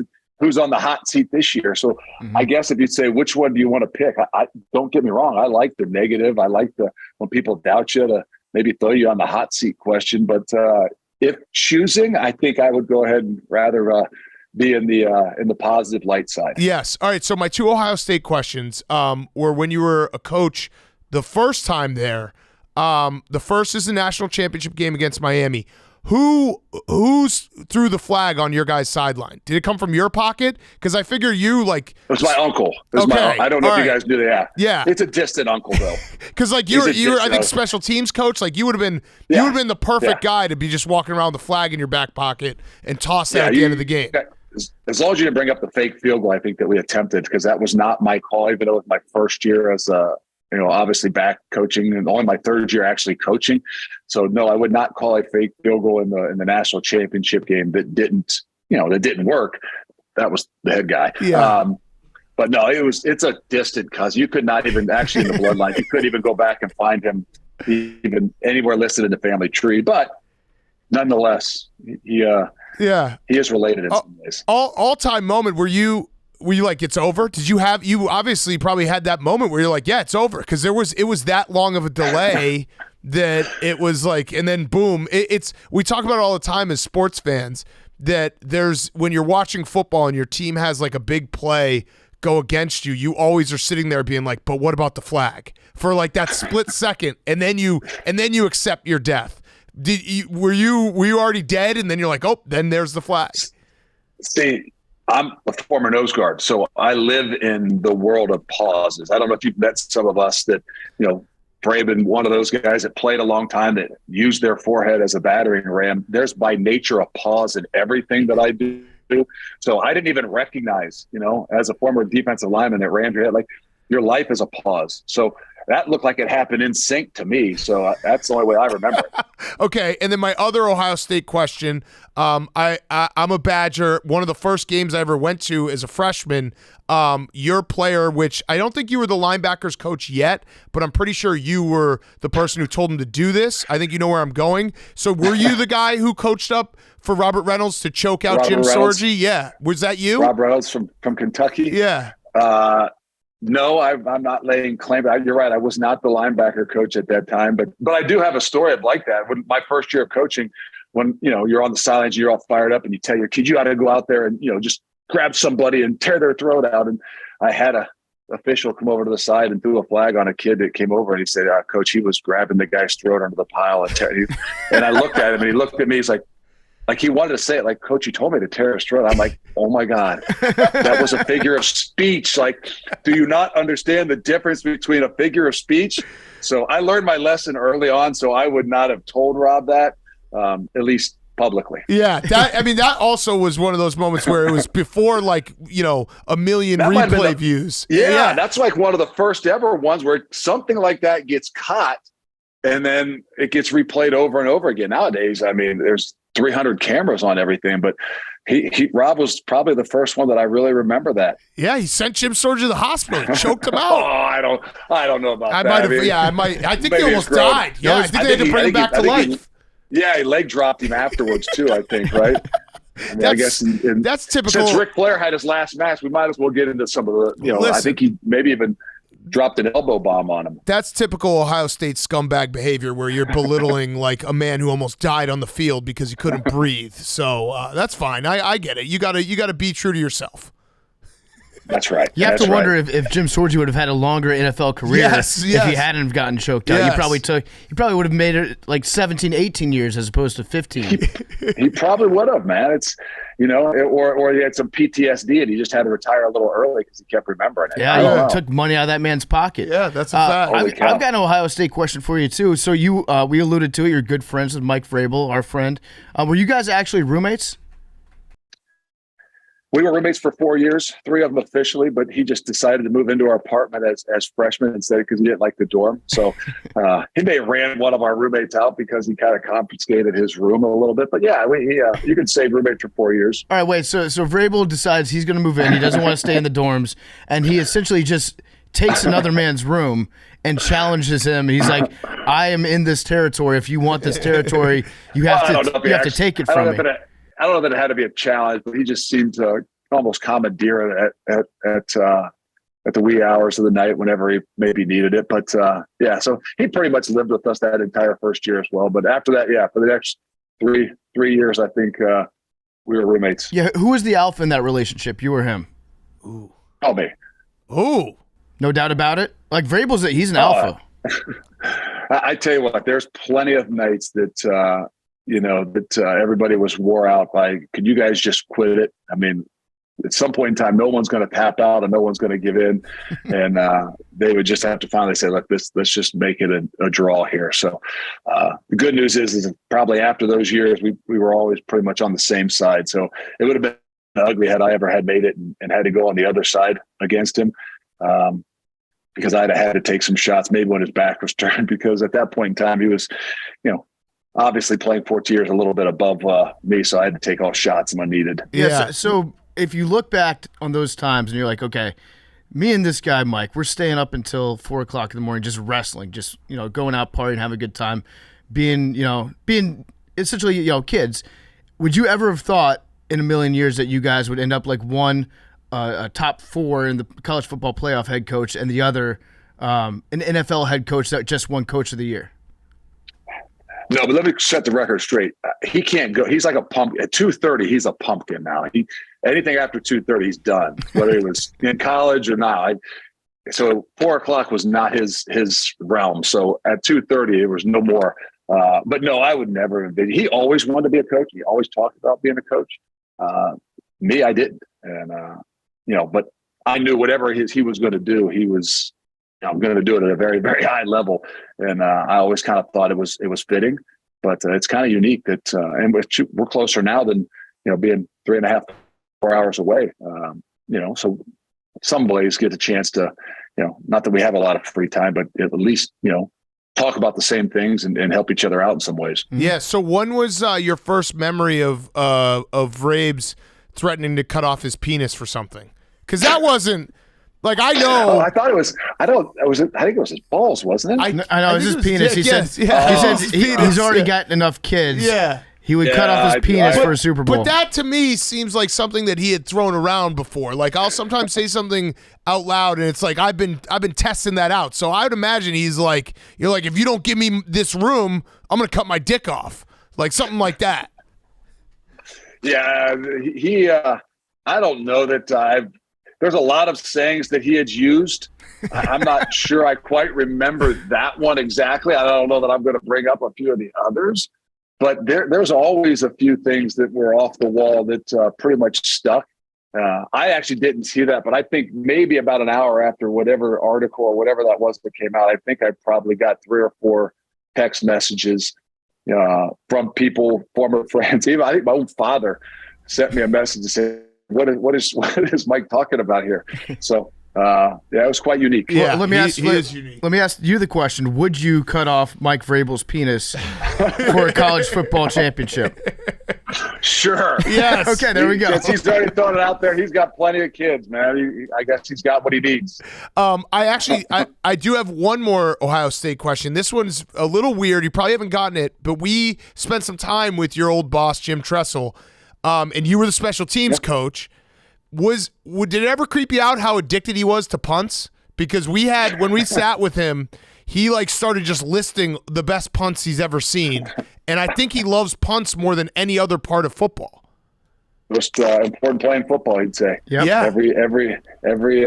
Every series needs to end with some type of kick. And no, it was quite unique. That's kind of the way I don't say I brought up, but being a conservative by nature, that obviously 10, 11 years with Coach Tress. One of the unique things is I came here, I had to kind of try to find a way after year one to change my mindset, because that's ingrained in you. And so I have adjusted and adapted to, not being, not saying a punt's not important, but that not trying to end every series with some version of a punt or kick. Yeah. But he's very passionate about it. He came to life when he was talking about punts. He said it's the only play in football that starts with the offense touching it and ends with the defense touching it, and the defense becomes the offense. It's like, wow, I've never thought of it that way, but it's very true. But yeah, he's got like an encyclopedia of punts all set up in his head. And we love getting to visit with him. And I'm impressed with what you've done at Cincinnati, and especially like going to Cincinnati. I think you were ranked as like the top defensive coach sabermetrically, like in all of college football. Did you have any of those insights into what kind of analytics they were putting in? I think I saw somebody say they ran 100,000 simulations of college football games, and you were the best coach. Do you have any insight into that data? No, I believe me, my mind does not think quite like that, and some of that is way above me. It's funny because we were just talking about Mike, and obviously the NFL is so far. I'm not saying advanced, because college football is going to another level as well. But with all their own analytics, and they have their own analytics departments, and so I actually called him about 2 weeks ago and started asking him on a few of these analytic things because we're similar minded. And sometimes these analytics are just like, you have these guys come in and present to you. They've never played a game of football in their life. They know nothing about emotion. They know nothing about if it's raining out or, where you are in the game. Like, it's strictly numbers. And so I started asking about that. And he started to go like, I don't deal with some of that crap. I mean, there's a lot of things that just wholeheartedly are in your mind and in your heart. And, so I think that similar in some ways to us, I didn't run it to see where I best fit or whatever those things were. And, and sometimes in games like that, they don't have a whole lot of time to go ask your analytics guy upstairs that is crunching the numbers. Yeah. We play this game with every guest we have on. We'll go around the room. I'll start. PFT will go second, and then you'll go third. It's called Predict Cincinnati's Schedule and what their final record's going to be. I'm going to say regular season, I'm going to say they're going to go 11-1. I think they're going to go 10-2. I have a surprise loss against Navy. Okay. That offense is tough to prepare for. Okay, and Coach, you're up. We'll play for a championship. Oh, well, usually the guest gives us a number. Yeah, we do just this get a number. Yeah, we did this last week with who did we have on? Andrew Schultz, the comedian. He said that you guys were going to go 11-1 too. Well, I wore 99 in college. What other numbers would you like? I got a bunch of kids. I could read you. They got numbers too. Yeah. My wife's got a phone number. I don't know it, but I can bring out my phone and try to look it up. Okay. All right. So like 10, 11 wins, somewhere around there. Yeah, that sounds right. Yeah, that sounds about right. Yeah. There you go. How soon in the season do you start preparing if you're going up against a service academy? We love watching those offenses. Oh God, I don't. But yes, we do it in spring. We'll do it in our little OTA stuff, and then we'll do it every third night out at camp. So every third night we'll do a triple option. So we actually have two of those. We have two triple option teams this year, Navy being one. Are you ready for the fact it is unique that you guys are in your league for this last season? You do know that you have the built-in excuse of the refs were mean to us because we're going to the Big 12. We can do that for you. We can just say that for you if you'd like, because you can't say it. But if you want us to do it, it will just cost, I don't know, a couple $1 million. Well, we've been one of the most penalized teams over the last 5 years in college football. So I don't know that this 1 year with us maybe leaving, we can use that as an excuse of hold on, it's a trend you guys have been the most penalized team in college football over the last 5. So I don't know that the officials are going to have as great a impact on throwing flags against you guys because they do anyway. Yeah. So, but I do feel like we're a man without a country at times. Yeah. With a lot of the things that are going on, and everybody kind of sticking tight with their leagues. We don't have as much communication and connection. Quite frankly, sometimes I feel left out. Yeah, that is sad. Wait, so how do you fix the penalty thing? That's interesting because, does it drive you crazy, or are you no, we've had success, it's okay? No, it drives. I mean, I always tell them that, look, I don't want to be the least penalized team in the country, because if you're the least penalized team, to me, you're playing a little bit more passive. Look, if we get a personal foul, we're playing through the whistle and everything we do. We're going to be aggressive, which things are going to happen. Guys, I would prefer us not to be in the bottom, 2% of the nation every year. But so last year we were only, I think, 70th in yards per game. Okay. But we still were like 120th in penalties per game. So that, if you don't know what that means, you can ask your analytics guy that's probably back there going, hey, that's because they make some stupid penalties before the ball snap, jumping off sides and false starting. But hopefully we can figure out ways to change that a little bit. Yeah. I wonder why that is. I wonder why. We'll say that the refs have it out for you already. There you go. My theory that sounds better. Is that it's a lingering carryover effect from Cincinnati basketball, going back to some of the brawls that Mick Cronin's guys got in. Bob Huggins. Cronin. Yeah. They see the Cincinnati logo and they're like, oh, these guys play violent. They add a little extra 10% on, so we're gonna be on the lookout for them. I would blame the basketball program. You know what? I think that's a good idea. They've been holding us back for a while now. Yep. That's a fact. It's always good to have a scapegoat ready to go. Yes. You got to have that crutch. All right, so Coach, I had one last question. It's a Roback question. Go to roback.com, use code TAKE, 20% off your first purchase. Actually started in Cincinnati. We know the guys. Sam Hubbard's cousin. So roback.com, RHOBACK.com. Take using promo code TAKE for 20% off your first purchase. Okay, last question, and I love to ask these type of questions because we see the game from a different angle of the human element. This year, you're in Ohio State, you went to Ohio State, you coached there, you got a bunch of friends, family, everything. I'm sure that the rivalry is very important to you, but this year Michigan beats Ohio State. Was there a small, maybe 1% of you that was happy because now you're not the last time that Michigan beat Ohio State as the interim head coach? The human element, you got to be finally people will stop bringing up 2011. You know what? I never thought about it. Yeah. I'm glad that you brought that up because last year, so we played on a Friday. We played Friday, and then obviously that game was on Saturday. So we played Friday night, and so it was a great day because we got to sit out back, and I was watching the game with my kids, and I got two twin 7-year-olds, right? And they literally looked at me and said, "Dad, we're rooting for Michigan." I said, "What do you mean?" He's like, "Well, it's not. Obviously we want to move ahead, because they were looking at the rankings." And I literally had to look at it and say, "No, we don't ever root for. What are you guys crazy? What are we doing? No, that's our alma mater." And so, but if I had thought about it like that, I would have been like, "Darn right, yeah, I don't want to be the last guy to have lost." Yeah, it's got to be it's a silver lining of people will stop bringing up 2011. Yeah, there you go. Thank God. No wonder I stopped getting those text messages and emails. You got somebody else to send them to now. Yes. Yeah, you're no longer featured in that little graphic that they show on the bottom of the screen every time the game's on. It said with interim coach Luke Fickell. Yeah. Well, I didn't realize that. You know what? Now I know exactly why those messages have stopped coming to me. That's great that they've got somebody else to send them to. Awesome. Yeah. I have one last question because I'm always curious about what a Bearcat is every time I see the name Bearcat because I've never seen a Bearcat. Do you have a Bearcat? Is there one on campus? It's actually housed at the Cincinnati Zoo just down the street. Oh, no, not by that Harambe. place. Yeah. Get it out. Famous place. Get out. Yeah. Careful. Yeah. So we can bring them out whenever needed. So, vicious, though. So I don't know. If you guys come to higher ground, I promise you I'll have the Bearcat out there that day. Okay. You're putting on a hell of a sell here. Yeah, and you haven't don't make us eat Skyline and we'll be fine. I'll eat Skyline. We're in Indiana, so we actually go across the border there. To so get away from you Skyline. don't I have like to. that. You Yeah, don't have yeah, you don't yeah. have to eat Skyline if you come to West Harrison, Indiana. Yes, yes. Well, Coach, this has been awesome. We really appreciate your time. We will take you up on it. It might not be this year, but I think next year we got to come. Okay. All Yeah. right. You got it. All right. I'll send you the schedule. Awesome. Thanks Sounds so good. much, Coach. Thanks, Coach. All right, man. Thanks for having me. Luke Fickell is brought to you by our great friends over at Sling TV. Sling TV has something for everyone.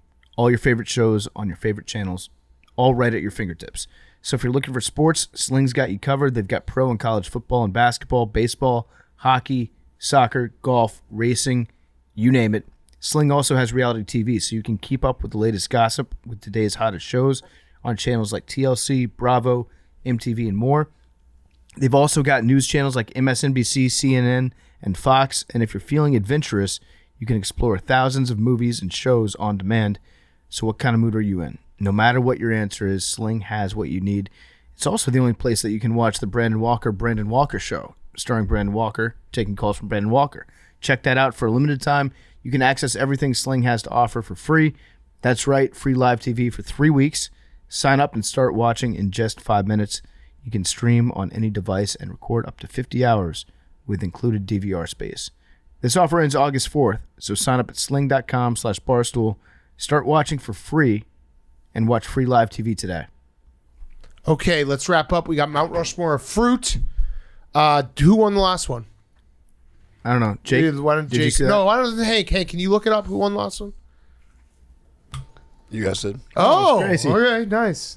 Thanks. Running up the score. All right, so we get to choose who goes first. Yeah, I think we go third. I don't want to Yeah, go first yeah, on this yeah. one. This draft is deep.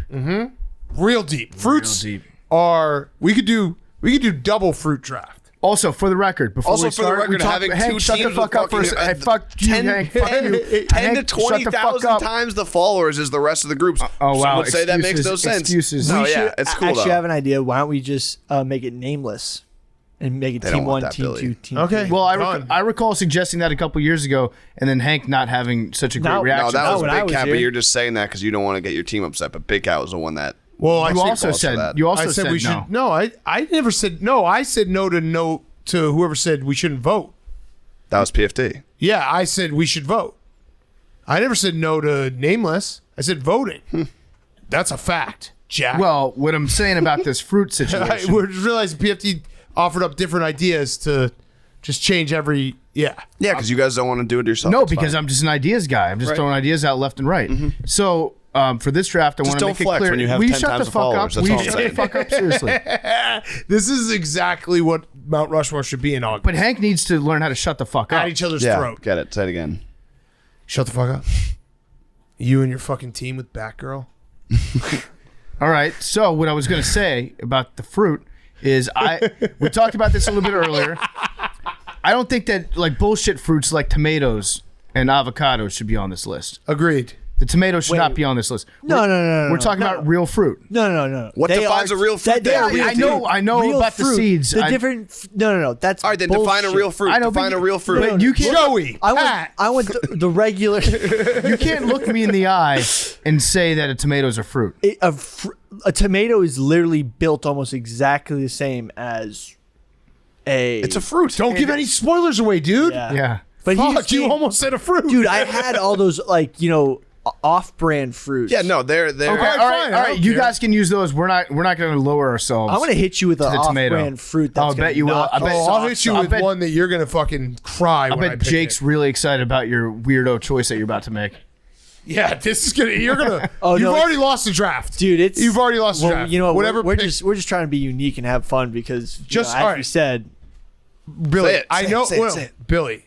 I mean, look, you guys have powerful retweets. Yes. Okay, Billy. I won't Thank you. retweet this one, but I just want you to know that dingleberry is not a fruit. So don't try to pick that. Darn. Okay. All right, Billy. You guys go first.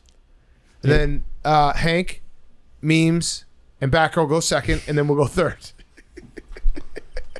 This is just me and memes tonight, but we'll get back early. We'll get back early on Friday. This is so fun. All right, we're gonna start off with We're gonna forget why we call him Max Batgirl. was so Like a happy month. he called his family. Oh yeah, I'm gonna be the producer. One episode of Batgirl. No, you're Batgirl now. We're gonna start off with bananas. I feel like bananas are Okay, good. That's bananas. sure. Like, Yeah. there's not much of an explanation. No, you took. No, listen, you. They're good. No, that's a good pick. You And took. it's super fruity. No, and you took. Yeah, it is. You took an offensive lineman with 1-1. That's a good pick. Sometimes you need that. Yeah, We're in that's a good championship. It's a solid pick. Yeah, no, it is. It's a good pick. Protection. Right. All right, we're gonna Like, go with the flashy star, best fruit, especially this time of year. No brainer. Also, the best fruit flavor for drinks, so that should be factored into watermelon. Okay, good choice. Good choice. That is a flashy wide choice. receiver. That's a great way to describe it. We had it. We had watermelon. That was marked my as our high one. That was my number 2 overall selection. So I vote we go maybe the first one that I listed. Yeah, definitely. Sound good? Easy. Okay, Easy. this is Easy. this right here. This Flex is, on them. It's probably not a wide receiver. I'd say this is a quarterback. This is a surefire, can't miss quarterback. Strawberry. The mighty Delicious. strawberry. Delicious. Strawberry. Versatile. You can put it in any meal, basically. Put it in Delicious. smoothies, covered in chocolate. It The can be best in dessert. smoothies. Yeah. The best in smoothies. I think every smoothie has strawberry in it. Strawberries. But on its own, Yeah. Yeah, Hank. Yeah. I don't know. Have you ever been seductively fed a watermelon? out of Wait, what do you somebody's mean hands? on its own? Are you eating you're- just? all Are you you're- just blendering just a banana straight? no, I'm saying but I eat bananas. I raw dog bananas like it's my job. Strawberries I are raw raw dog watermelon like it's my job. Hey, Strawberries all day. PFT, you're the biggest hypocrite ever. Yes, Philly. A we go. strawberry is a false fruit. Oh, It is not It's a fucking true berry. about fruit. beards. It's a fruit. Strawberries are fruit. Yeah, No, there you no, go. but There we go. technically, fruit. and if you want to get picky about fruit, it is not. It is in the strawberry, the flower has many separate carpels embedded on the flower base or receptacle. The fleshy part of the bit we eat is solely made from receptacle tissue, so it is a false fruit. Hey, Billy, guess what? It's a false fruit. A strawberry is actually a multiple fruit, bitch. It's a false It's fruit. double It's a fruits. fruit. PFT, should we go with the one that we forgot or the fourth on the tier 1 list I sent you? I think those are our 2 selections. Tough. You can't go wrong with either You one. can't go wrong with either I one. think. I mean, the one that you sent most recently, that's a flashy. Okay, all right, yeah. Let's go flash. Pineapple. Great fruit. Pineapple. We had that next. Grapefruit. I think- and makes why?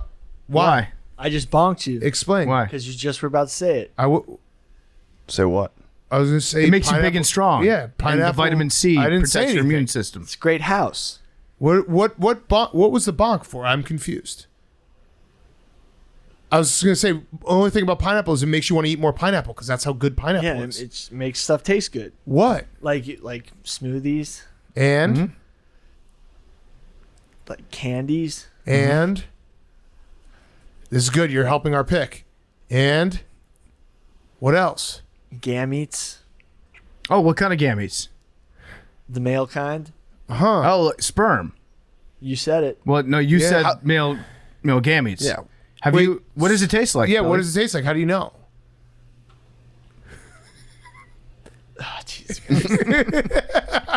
Pineapple juice is delicious. Delicious. I love pineapple. Delicious. Yeah. Pineapple is a tier 1 fruit. It can be garnished too. Oh yeah. It's a good pick. Delicious. We had that. If you didn't take it, Yeah. Pineapple skewers on the barbecue. So good. Oh. a little sour though. It can be a little. You know. You put. Oh, you yeah. know what I like? I don't know what pineapples you're eating, brother. when they wheel out like the whole hog that's being barbecued. Yep. And it's got pineapples on it. Pineapple on pizza? Delicious. I will say sometimes pineapples. I love pineapples on pizza. Pineapple. No, bacon. this is because you have mouth herpes. What you're about to say? no. Yeah, you feel like you have canker sores. You have mouth herpes. No, like sometimes you take it. It can have a weird texture, but I'm a huge pineapple fan, so I'm not going to knock it. I just don't know if it was worth that high of a pick. But you just said you're gonna take it. we are going to go with orange. Good choice. Okay. That was going to be. That our was what we were alternate pick. deciding The between. most refreshing. Not great flavor, and it's very versatile. Yeah, And similar to watermelon, probably the second best fruit flavor. Like obviously, drinks. It's orange goes with everything. Orange Orange is- soda, orange Gatorade. Oranges are probably also the number one nostalgia fruit because you eat it when you're playing like soccer or whatever as a Yep. kid. Oh It's yeah, like good for orange halftime. slices. Yeah. Only downside to the orange. Well, no, I'm not going to talk shit about another man's pick. I thought that was a good pick, Hank. Thank you. What would you have said if we had picked orange? If you brush your teeth, you can't be anywhere near an orange. Gross. Like really, and I brush my teeth a lot because I have good dental hygiene. Hank with his canker sores might not. I'd say that goes for But pretty much if anything. you do brush your teeth, then it's pretty tough to What orange juice. what can you do right after you brush your teeth? A lot of things, everything. Like Go ahead, coffee? Billy. I have a question for the group. I don't know how we could do this blindly. Maybe everyone close their eyes and put up a 1 for pulp and a 2 for no pulp. Batgirl, you watch everyone's. I just want to see because I think this is it's a 1 for pulp, 2 for not pulp. We'll say it out loud, obviously. Are your eyes shut? Everyone close their eyes. Shut. Put up your pick, and then Batgirl, say everyone's pick around the room. What's the choice again? 1 is pulp, 2 is no pulp. Someone's very indecisive. Uh-oh. Okay. It's me. I like. Okay. I like. Okay, no. I like go. low pulp. Go. A little bit go, of pulp. Go. 1 is the winner. All across? Oh, no. Oh, Billy and very, Hank. Very close. Billy and Hank are pussies. They want no pulp. I like a little bit. I of pulp. love pulp. You need a little pulp. I don't like the pulp at the bottom of the box. No, you can't go.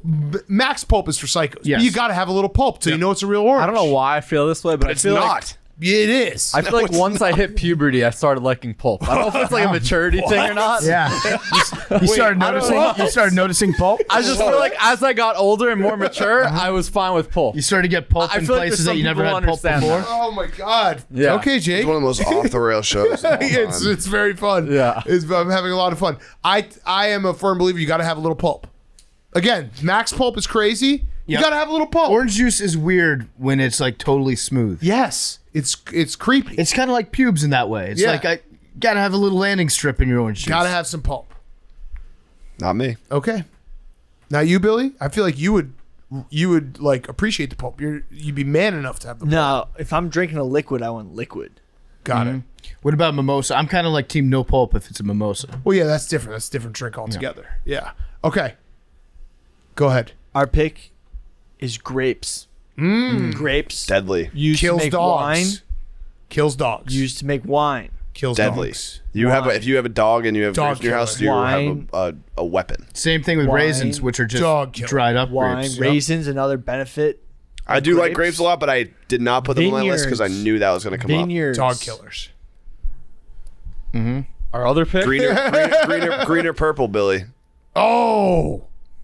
This I feel like you guys this had has the a correct cotton answer candy? too. Cotton Cotton candy is candy. delicious, Yeah. but obviously, like you can't eat them exclusively because you get sick of them. This might be a great test of a person. Green or purple? I actually hate fruit. I literally hate all fruit. Okay, Hank, you green or purple? Purple. Purple all day, all I day. like green. Yeah, I'm green. Oh, really? I'm green. Wow. Okay. Yeah. I mean, they're both Batgirl great. split it. Split it back, girl. What do you got? Purple or green? Green all day. Oh, there we go. Okay. All right, our third pick. Billy just like this Mount Rushmore bores me. You know what? You know what blows my mind about grapes is that we've all agreed what the flavor of grape is, if it's in a candy or if it's in a soda, and it tastes nothing like what a grape is. Yeah. It's just the color. Correct. Like the purple has a taste, and Purple they call drink. it grape. Yeah, Yeah. it's purple. You know that banana flavor that, Yeah. that is in all the candies?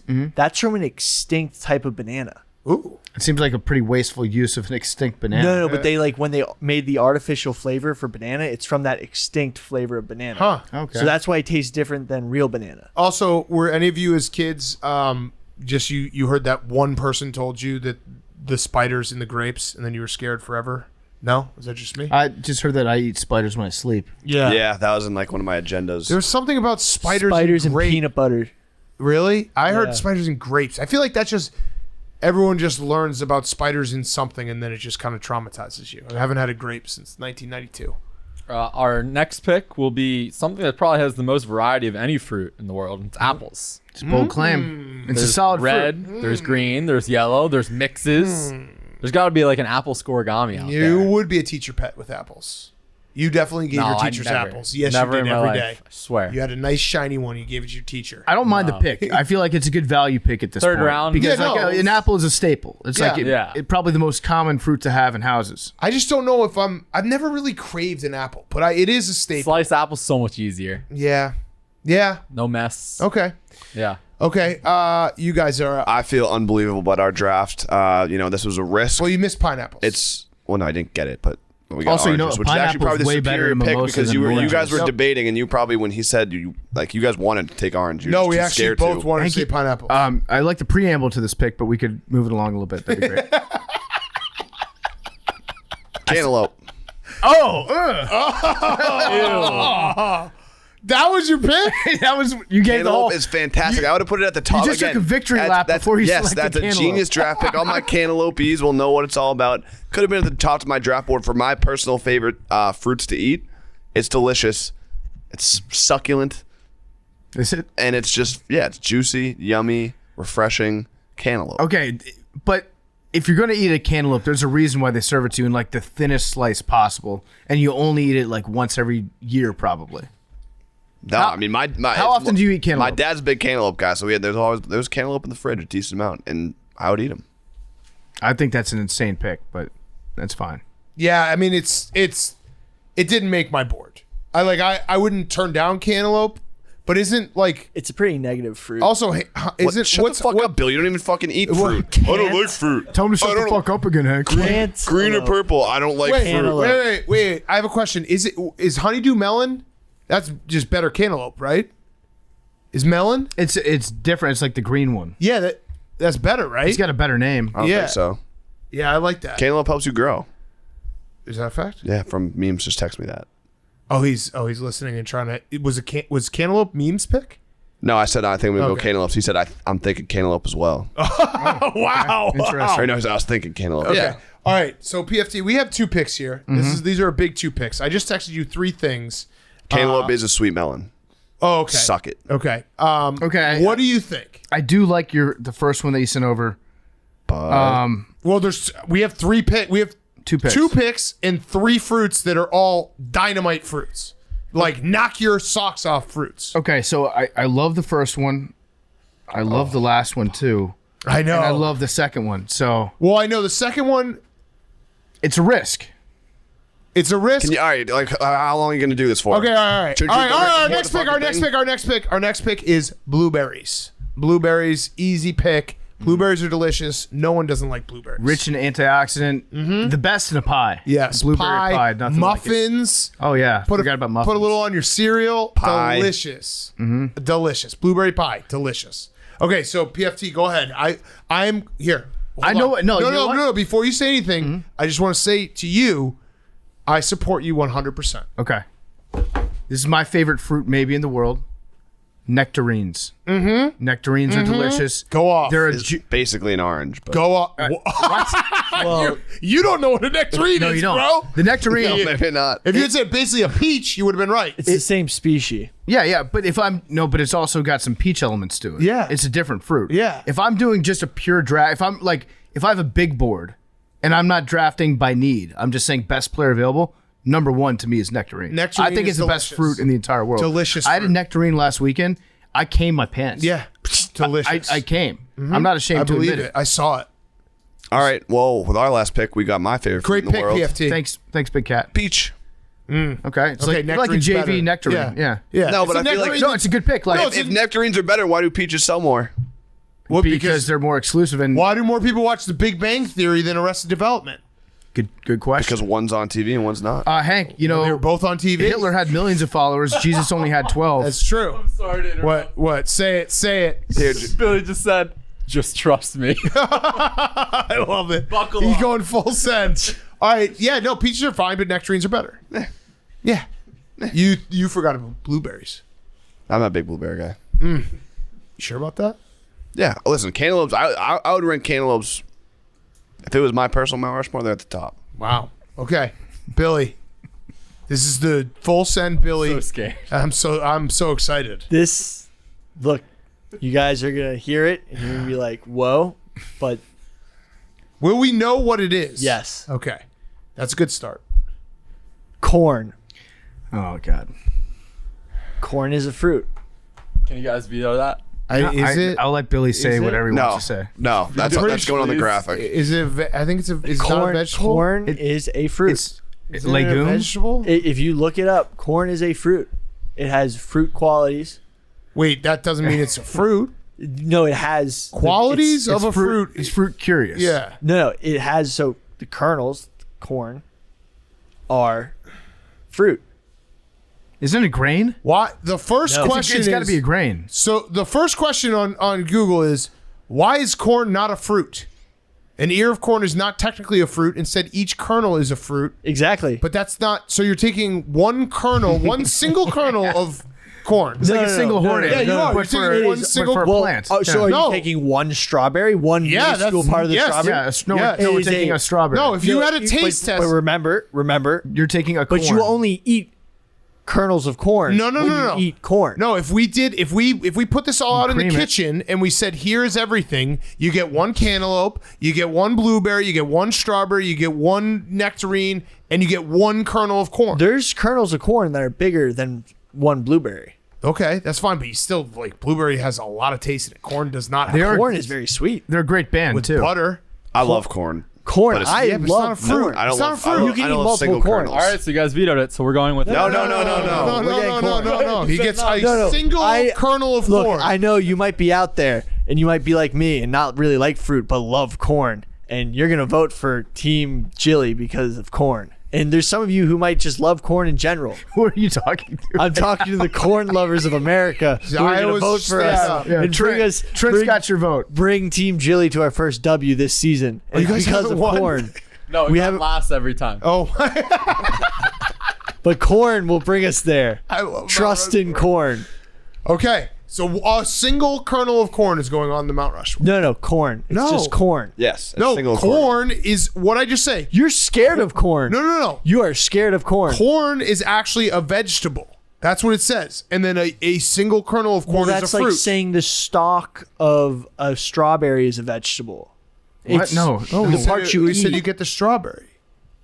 No, but when the corn No. is a vegetable. No, the corn kernel is a fruit. Corn Billy- is a fruit. Great pick. Corn. Great pick, Billy. If it's No, just gonna- I think he's a good pick. on I the think graphic, 4 letters. Single kernel of C-O-R-N. KO backwards RN. Yeah, we'll do that. If you too. put corn the band on there, you might actually get more votes. yeah, I'm down with that. Corn. If you ask someone like, can you pick up some fruits at the grocery store? You think anyone comes back with corn? In Billy's defense, sweet corn is really good. Corn. I know it is, Corn. but it's You're still scared of think corn. Corn is one of my corn- favorite not- foods of all time. I'm not Corn saying might corn is mop not you good. up. Fruit. It's not No. fruit. No, I know. No, yeah. corn. Popcorn. You're scared of corn on there because corn might win. I'm shaking him. Bill Murray gif. Okay, why did we have that big knockdown drag out earlier about tomatoes? If you guys didn't even pick them. well, I was. And you were I going to was pick corn instead. Yeah. Oh, you were afraid that the bullshit vegetable rule would apply to corn. Ah. That's why. You were Yeah. protecting future picks. Uh-huh. Okay, Corn. we missed a lot. The one we were deciding between, pear got missed. Pear's delicious. I like pear. The only reason I didn't pick it, besides the fact I Shout love out to all the nectarines, pears. Yeah. is Yeah. pears can sometimes get mealy. They Yeah. can be a little bit mealy. That's true. Blueberry, I think, is more consistent than I was gonna pick before I did peach kind of trolling. We were gonna go with cherry. cherry's a good pick. I like cherries. Raspberries are good. Raspberries, blueberries are good. No, avocado. Nah. We didn't pick limes. Limes. I didn't know if we were going to open the door to like a play on word for fruit. So like fruit snacks, fruit by the foot. Memes wanted to do the Catholic Church for our last pick. Blue raspberry. Fruity Pebbles. Yeah, blue Yeah. raspberry, white cherry. Things that don't actually exist in But are nature, delicious. but we know what they taste like. Yeah, then we know exactly what they Mystery flavor. Ices. I'm trying to think what other fruits did we forget? Fruit punch. Fruit de mar. Let's see. Fruited de mar. Wait, what else? Mangoes. Oh, mangoes, Mango. great Yeah. one. Clementines. Yeah, I love clementines are better than great- oranges, I think. I It's think easier. so. Good point, Jake. Clementines are better than oranges. They're easier. I think tangerines are better too. Plums. Dragon plum Plums fruit. are good. Dragon fruit. Star good fruit, one. passion fruit, guava. You just keep naming fruits. I'm just naming high noons. Yeah. Papaya. Yeah, lemon. Lemon. Grapefruit. Trash. Thank you. I'm right, not a big grapefruit guy. Coconuts? Are those fruits? No. Yeah. Aren't they? What No, are you they're going to nuts. say, fruit expert? I think they're seeds, so that doesn't make them a fruit. But you know what? Like, they are fruits. They are, but they aren't. I think they're seeds. Fruit flavor. So a nut. Yeah, they're a nut. Apricots? Apricots. Again, second, a far distant second to the mighty nectarine. We covered the good ones. I actually think blackberries might be the big. I like blackberries a lot. Blackberries are very good. Pears are also very good. All right, anything else? That was a good Mount Rushmore. Very good. I feel good about this show overall. I feel like Billy and Jake are gonna get their first win. Do you think so with corn? Corn, I think. Corn You sealed forget it? how many corn listeners we have. If corn is 4 letters, CORN on the graphic, I think we're gonna go. All right, so then we have to have it be that. Yep, Yeah. that's fine. Calling What are your you shot. going to put on there? How much corn are you going to eat if you lose? I mean, look, big corn is gonna pull us through. They're out there. Okay. Ethanol. Exactly. Get the oil lobby to weigh in on this one, Billy. If you lose, I want to see you eat 5 pounds of corn. No, what? 5 pounds of corn. I want to see 5 pounds of corn. What happens if we win? Big How Cat much has to eat corn 5 will pounds you of eat? corn. That's Big Cat. Yeah. If you're gonna put it up for him, you gotta Yeah. be able to take the same risk. Well, I didn't say he's going to win. But you- but- He said he's going to win. I didn't gotta be say equal. I'm going to win. You scared of 5 pounds of corn? Do you guys want to see me Well, I'm fail not- another eating challenge or have another Yes. man? Yeah, Yeah, no, that's kinda like we do. I That's do. actually First one. exactly. Sounds like Big Cat's What scared they of 5 want. pounds of corn. I think I corn. like corn, but I not think you guys that should much. nut I up. think Do you you're feel scared good of about your corn. draft? That was a perfect example of Billy just talking his way out of what seemed like a surefire win at the moment. Be like, nobody out there wants to see me fail another eating challenge. They'll all vote for you. All right. How about a pound of corn? I'm talking about, by the way, after like loose corn, not Ears. Yeah, not ears of corn. Kernels. A pound of corn. We go pound of corn. Pound of, Is a pound of corn a lot? I don't know. yeah, how pound of corn. Pound of Yeah, corn. you could do it. Is Pound pound of corn? corn. Yeah. Easy. How much It's is a one pound. How much is 1 cup of corn? 5 cups of corn we have to eat. No, do a pound. No, Pound. is it Pound five? easy. corn. Pound's Pound easy. of corn. But is 5 No, cups it's a pound. more? You can do a pound. No, I know. I'm saying it's 5 cups more than a pound. A pound is, I don't know. What's more, Find a out. pound of corn or a I'm saying 5. If I'm comfortable with betting 5 cups of corn. I'm gonna say What size cups? Like measuring? No, like the ones we ordered. The corn. I'm thinking of the corn that we get from. the the cup of serving corn. Yeah, cups. no. Hank knows exactly what I'm talking. The I street know it. corn. Street corn. But Ooh, street corn's what's that awesome. mixed with?